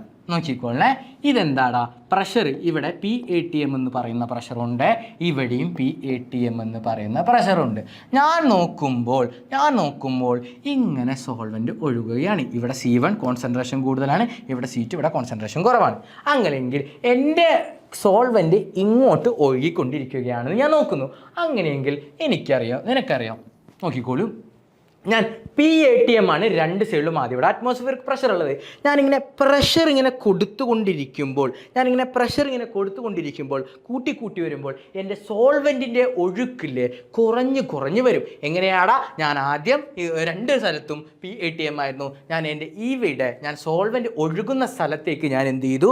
പ്രഷർ ഇവിടെ ഞാൻ കൂടുതൽ കൊടുക്കാൻ തുടങ്ങി. എനിക്ക് ഒരു എക്സ്റ്റേണൽ ആയിട്ട് ഞാൻ പ്രഷർ കൊടുക്കാൻ തുടങ്ങി. അങ്ങനെ പ്രഷർ കൊടുക്കുമ്പോൾ കൂടി വരുമ്പോൾ ഇവിടെ നിന്നുള്ള സോൾവിൻ്റെ ഒഴുക്ക് കുറഞ്ഞ് വരുന്നു. അങ്ങനെ ഒരു പെർട്ടിക്കുലർ പോയിന്റ് എത്തുമ്പോൾ എൻ്റെ സോൾവെൻറ്റിൻ്റെ കംപ്ലീറ്റ് ആയിട്ടുള്ള സ്റ്റോപ്പേജ് നിൽക്കും. ഇങ്ങോട്ട് വരുന്നത് സോൾവെൻറ്റ് പിന്നെ വരാതെയാവും. ആ പ്രഷർ, ഈ PATM ഇവിടെ ഉള്ള പ്രഷർ പ്ലസ് ഒരു പ്രഷർ നമ്മൾ എക്സ്ട്രാ കൊടുത്തില്ലടാ. അതായത് അറ്റ്മോസ്ഫിയറിക് പ്രഷർ കൂടാതെ നമ്മൾ എത്രയാണോ പ്രഷർ കൂടുതൽ കൊടുത്തത് അതിനെയാണ് നമ്മൾ ഓസ്മോട്ടിക് പ്രഷർ എന്ന് പറയുന്നത്. എന്താടാ? ഓസ്മോട്ടിക് പ്രഷർ എന്ന് പറയുന്നത് അതിനെയാണ്. അതായത് നമ്മൾ extra pressure needed to stop the movement of solvent, അത്രയേ ഉള്ളൂ ഓസ്മോട്ടിക് പ്രഷർ എന്ന് പറയുന്നത്. ഇനി നോക്കിക്കടാ, ഓസ്മോട്ടിക് പ്രഷറിൻ്റെ ഇക്വേഷൻ ഞാൻ എഴുതാൻ പോവുകയാണ്. എല്ലാവരും π=CRT എന്ന് കാണാപ്പാഠം പഠിക്കും. പക്ഷെ നമ്മൾ എന്ത് ചെയ്യും? നമുക്കറിയാം PV = nRT എന്നുള്ള ലോ നമുക്ക് എല്ലാവർക്കും അറിയില്ലേ. ഇവിടെ P എന്താണെന്നറിയോ? ഇവിടെ P ആണ് പ്രഷറായ ഓസ്മോട്ടിക് പ്രഷർ ഞാൻ കൊടുത്തു. =N/V × RT എന്ന് ഞാൻ എഴുതി. ഈ N/V ആണ് നമ്മളുടെ C കോൺസെൻട്രേഷൻ. അങ്ങനെയെങ്കിൽ π=CRT എന്ന് പറയുന്ന π=CRT എന്ന് പറയുന്ന ഇക്വേഷൻ നമുക്ക് കിട്ടി. ഓക്കെ അല്ലേടാ? സെറ്റ് അല്ലേടാ? ഇനി നോക്കിക്കോടാ, ഞാൻ പറഞ്ഞു ഇവിടെ ഞാനിങ്ങനെ പ്രഷർ ഇങ്ങനെ കൂട്ടി വരുമ്പോൾ ഇവിടെ നിന്നുള്ള സോൾവെൻറ്റിൻ്റെ ഒഴുക്ക് കുറഞ്ഞു വന്നു. ഒരു പെർട്ടിക്കുലർ പോയിന്റ് എത്തിയപ്പോൾ സോൾവെൻറ്റിൻ്റെ ഒഴുക്ക് നിന്നു. ഇനി എനിക്ക് പറഞ്ഞൂടെ ഞാൻ വീണ്ടും പ്രഷർ കൊടുത്താൽ എന്ത് സംഭവിക്കുമെന്ന്? അങ്ങനെയാണെങ്കിൽ ഞാൻ ആ പെർട്ടിക്കുലർ ഓസ്മോട്ടിക് പ്രഷറും കഴിഞ്ഞ് ഞാൻ അവിടെ പ്രഷർ അപ്ലൈ ചെയ്താൽ എൻ്റെ ഈ ഭാഗത്തിൽ നിന്ന് ഇങ്ങോട്ടേക്ക് സോൾവെൻറ്റ് ഒഴുകും. അതായത് ഇപ്പോൾ സാധാരണമായി സ്പോണ്ടാനിയസ് ആയി നടന്നതിൽ ഞാൻ നോൺ സ്പോണ്ടാനിയസ് ആയി കൊണ്ട് ഒരു റിയാക്ഷൻ അവിടെ നടത്തുകയാണ്. നോൺ സ്പോണ്ടാനിയസ് എന്ന് പറഞ്ഞാൽ എന്താ? അതായത് സ്വയമായിട്ട് ആ റിയാക്ഷൻ നടക്കില്ല. നമ്മളൊരു എക്സ്റ്റേണൽ വർക്ക് കൊടുക്കണം. ആ എക്സ്റ്റേണൽ വർക്കാണ് ഞാൻ കൊടുക്കുന്ന പ്രഷർ. അങ്ങനെയെങ്കിൽ ഞാൻ കൊടുക്കുന്ന പ്രഷർ കാരണം സാധാരണ സോൾവെൻറ്റ് ഇവിടെ നിന്ന് ഇവിടേക്കായിരുന്നു ഒഴുകിയിരുന്നത്. അതിനെ മാറ്റിക്കൊണ്ട് ഈ ഭാഗത്ത് നിന്ന് ആ ഭാഗത്തേക്ക് സോൾവെൻറ്റ് ഒഴുകാൻ തുടങ്ങി. ഇതിനെയാണ് നമ്മൾ റിവേഴ്സ് ഓസ്മോസിസ് എന്ന് പറയുന്നത്. ഓക്കെ ആണോ? റിവേഴ്സ് ഓസ്മോസിസ് മനസ്സിലായില്ലേ? എന്താണ്? സാധാരണ ഒഴുകുന്നതിനേക്കാൾ ഒഴുകുന്ന ഡയറക്ഷനിൽ നിന്ന് ഓപ്പോസിറ്റ് ആയിട്ട് സോൾവെന്റ് ഒഴുകി. കാരണം എന്താ? ഞാൻ ഓസ്മോട്ടിക് പ്രഷറിനേക്കാളും കൂടുതലായിട്ട് ഒരു പ്രഷർ കൊടുത്തു. അപ്പോൾ റിവേഴ്സ് ഓസ്മോസിസ് ഇതാണ്. റിവേഴ്സ് ഓസ്മോസിസിൽ നമ്മൾ ഒരു എക്സാമ്പിൾ പഠിക്കും. അതാണ് നമ്മളുടെ ഡീസലൈനേഷൻ ഓഫ് സീ വാട്ടർ. എന്താടാ? Desalination of sea water. അതായത് കടൽ വെള്ളത്തിൽ നിന്ന് നമ്മൾ ഉപ്പിനെ ശുദ്ധീകരിക്കുന്നു. അതായത് ഉപ്പ് മാറ്റി നമ്മൾ ശുദ്ധീകരിച്ച് വെള്ളമാക്കുന്നു. നോക്കിക്കോ ഇങ്ങനെ. ഓക്കെ,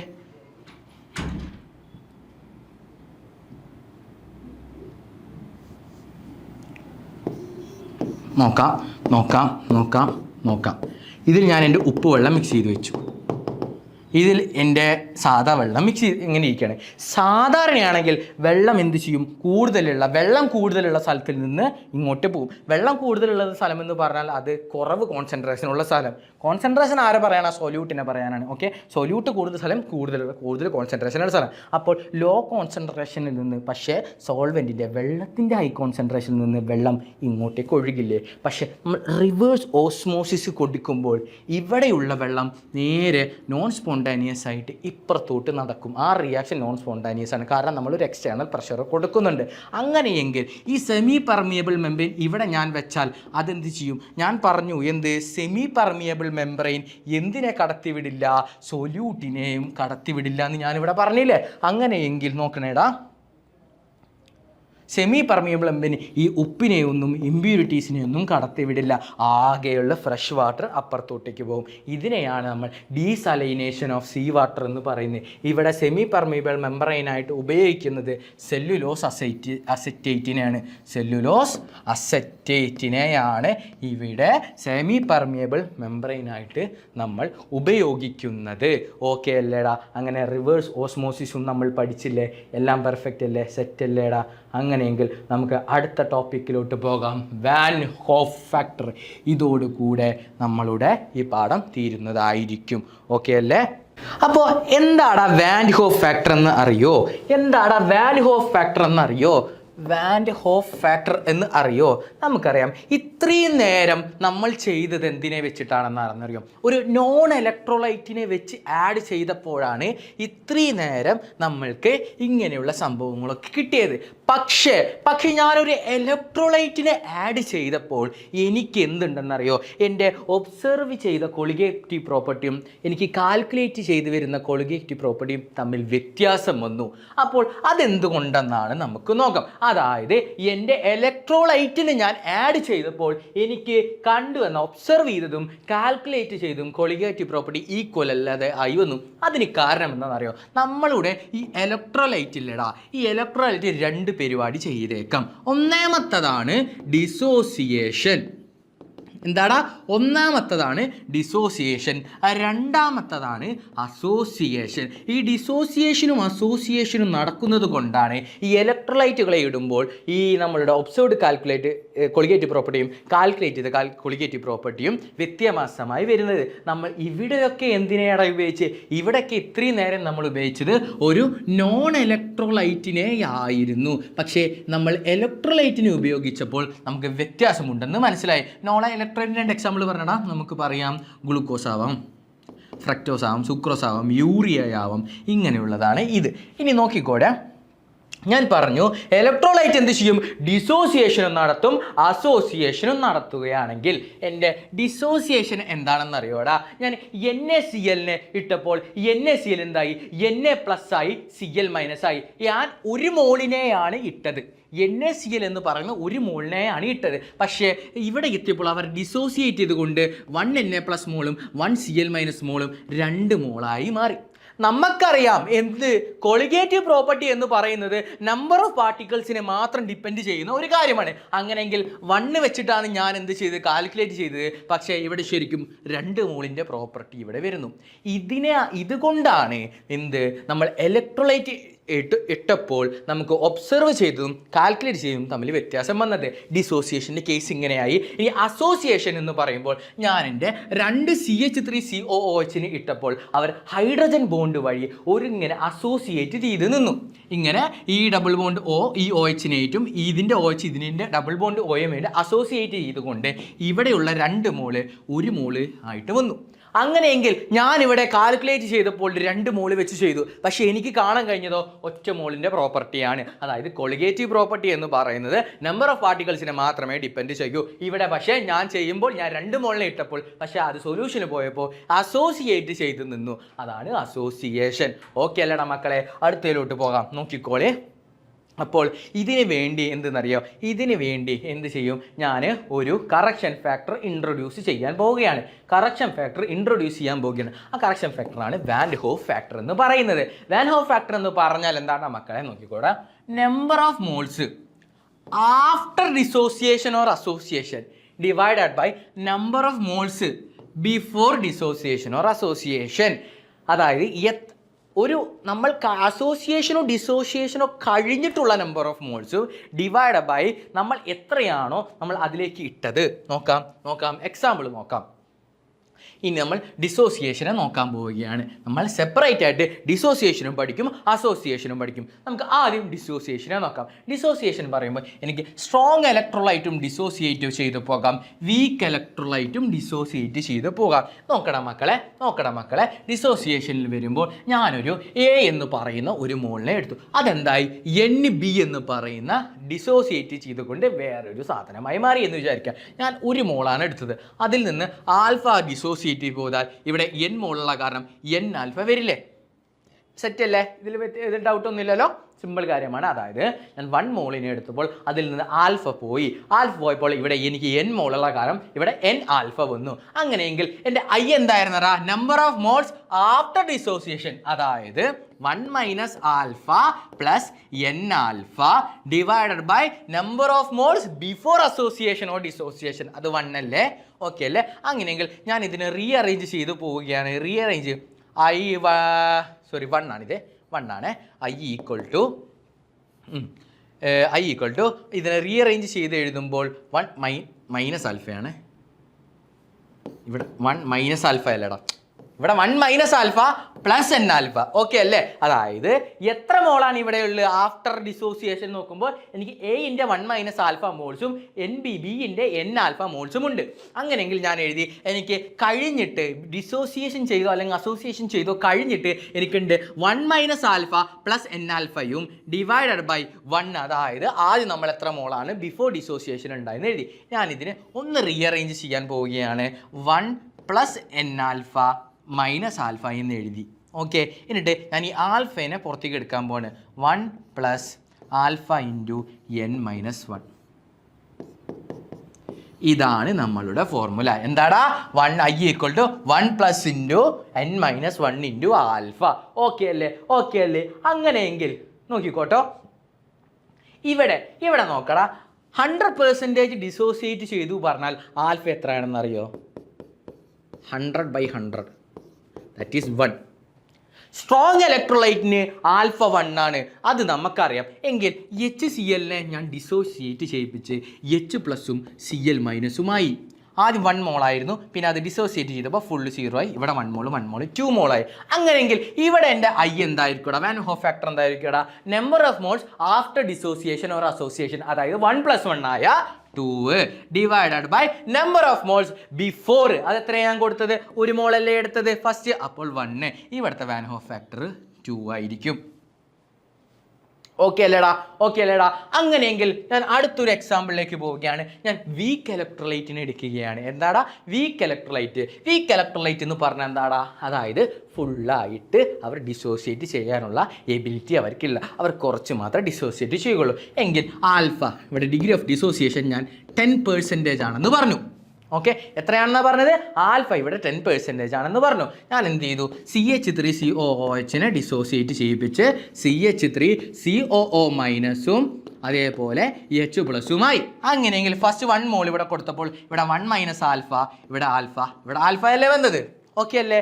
അങ്ങനെ വന്നപ്പോൾ നോക്കണേടാ,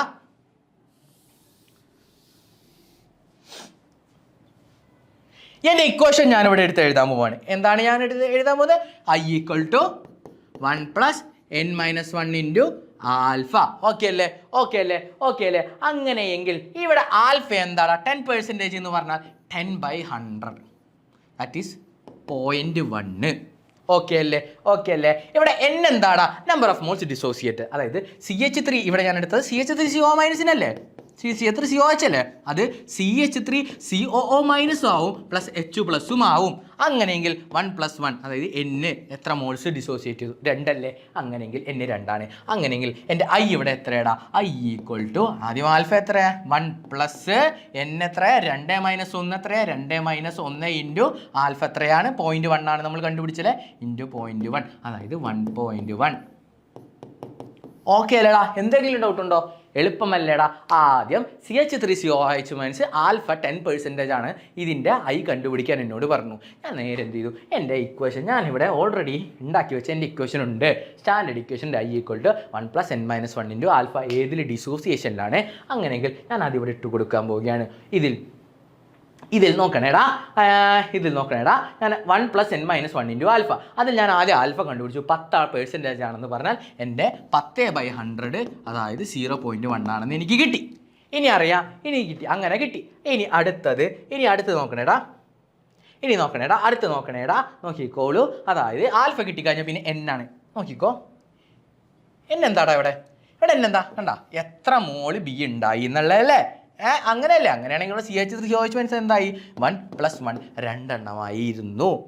ഓക്കെ അല്ലേ? ഓക്കെ അല്ലേ? ഇപ്പോൾ H2SO4 ആണെങ്കിൽ എന്നെ എത്രയാടാ? 2H plus plus SO4 minus 2 minus, അങ്ങനെയാണെങ്കിൽ 3, 2H പ്ലസും ഒരു SO4 2 മൈനസും. ഓക്കെ അല്ലേ? അങ്ങനെയാണെങ്കിൽ N 3. ഓക്കെ അല്ലേ? ഇവിടെ നോക്കുമ്പോൾ 1 പ്ലസ് 2 മൈനസ് 1 ഇൻറ്റു 0.1, അതായത് 1.1 എനിക്ക് കിട്ടി.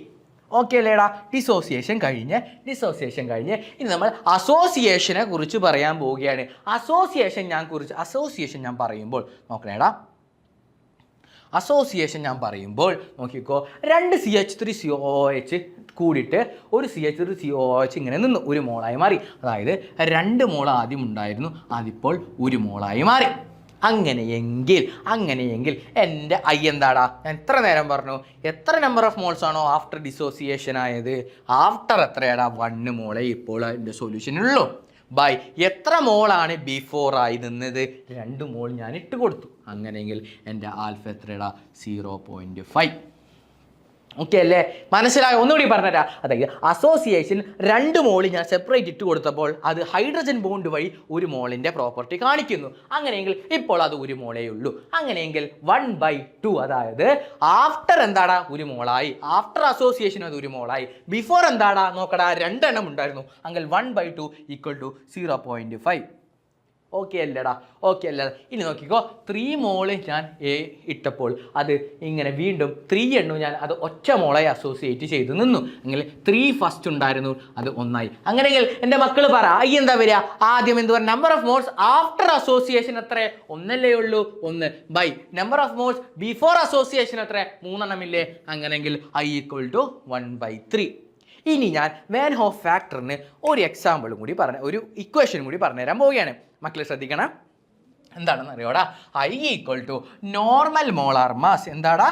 നോർമലായ മോളാർ മാസ് ഡിവൈഡ് ബൈ അബ്നോർമലായ മോളാർ മാസ്. അപ്പോൾ സാർ എങ്ങനെയാണ് അങ്ങനെ വരിക? ചോദിക്കുക. അപ്പോൾ ഞാൻ പറയും, ഇവിടെ നോക്കടാ, എൻ്റെ ഇക്വേഷൻ കണ്ടോടാ. ഇവിടെ ഞാൻ നേരത്തെ പറഞ്ഞു CH3COOH, 2 CH3COOH നേരെ പോയിട്ട് എന്താവുന്ന ഞാൻ പറഞ്ഞത്? ഒറ്റ CH3COOH ആയിട്ട് നിൽക്കുന്നല്ലേ ഞാൻ പറഞ്ഞത്? CH3C ഡബിൾ ബോണ്ട് O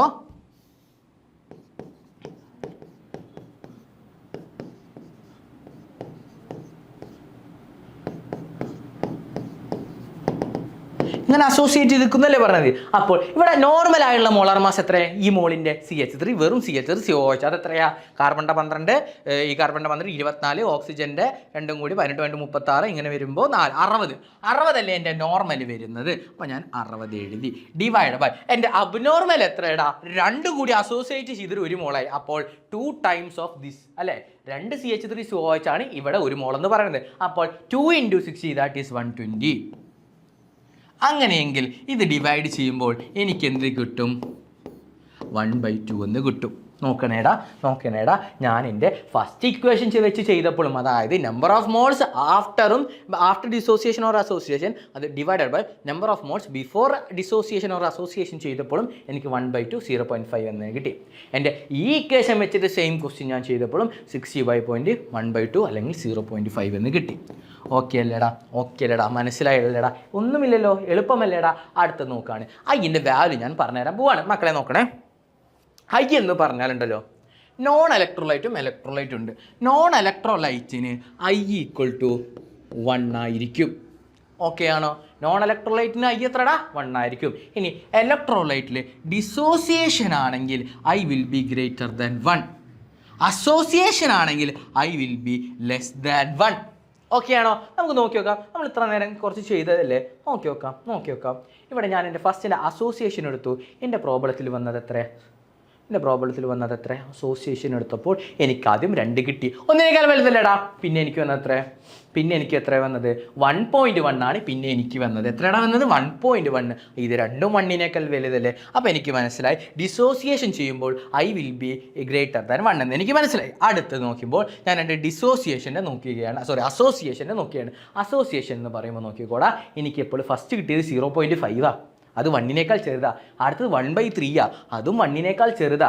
അങ്ങനെയെങ്കിൽ എനിക്ക് പറഞ്ഞൂടെ, എവറി ടൈം അസോസിയേഷൻ്റെ വാൻ ഹോഫ് ഫാക്ടർ എന്ന് പറയുന്നത് 1 ചെറുതായിരിക്കും.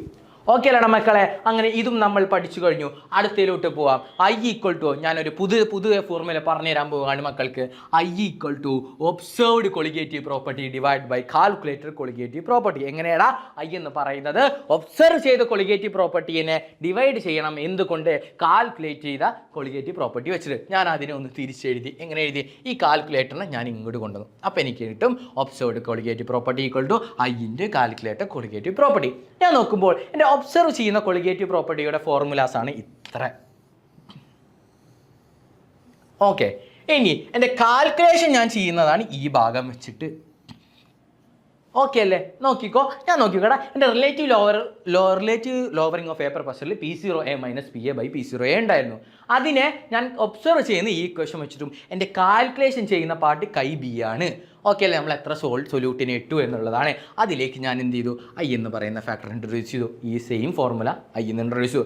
അതേപോലെ ഞാൻ എലവേഷൻ ബോയിലിംഗ് പോയിന്റ് ആണെങ്കിൽ ഞാൻ കാൽക്കുലേറ്റ് ചെയ്യുക KB വെച്ചിട്ടല്ലേ, അതിലേക്കും ഞാൻ ഐ എന്ന് പറയുന്നതിനെ ഇൻട്രൊഡ്യൂസ് ചെയ്തു. ഇനി അടുത്ത് നോക്കടാ, TF എന്ന് പറയുന്നതും നോക്കടാ.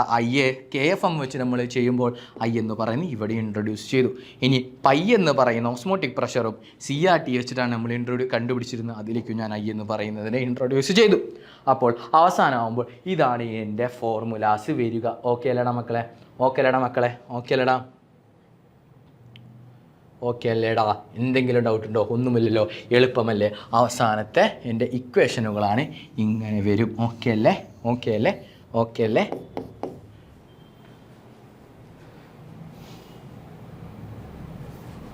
ഓക്കെ അല്ലേ? നോക്കാം, അടുത്തതിലോട്ട് പോവാം. I equal to നോക്കിക്കോടാ.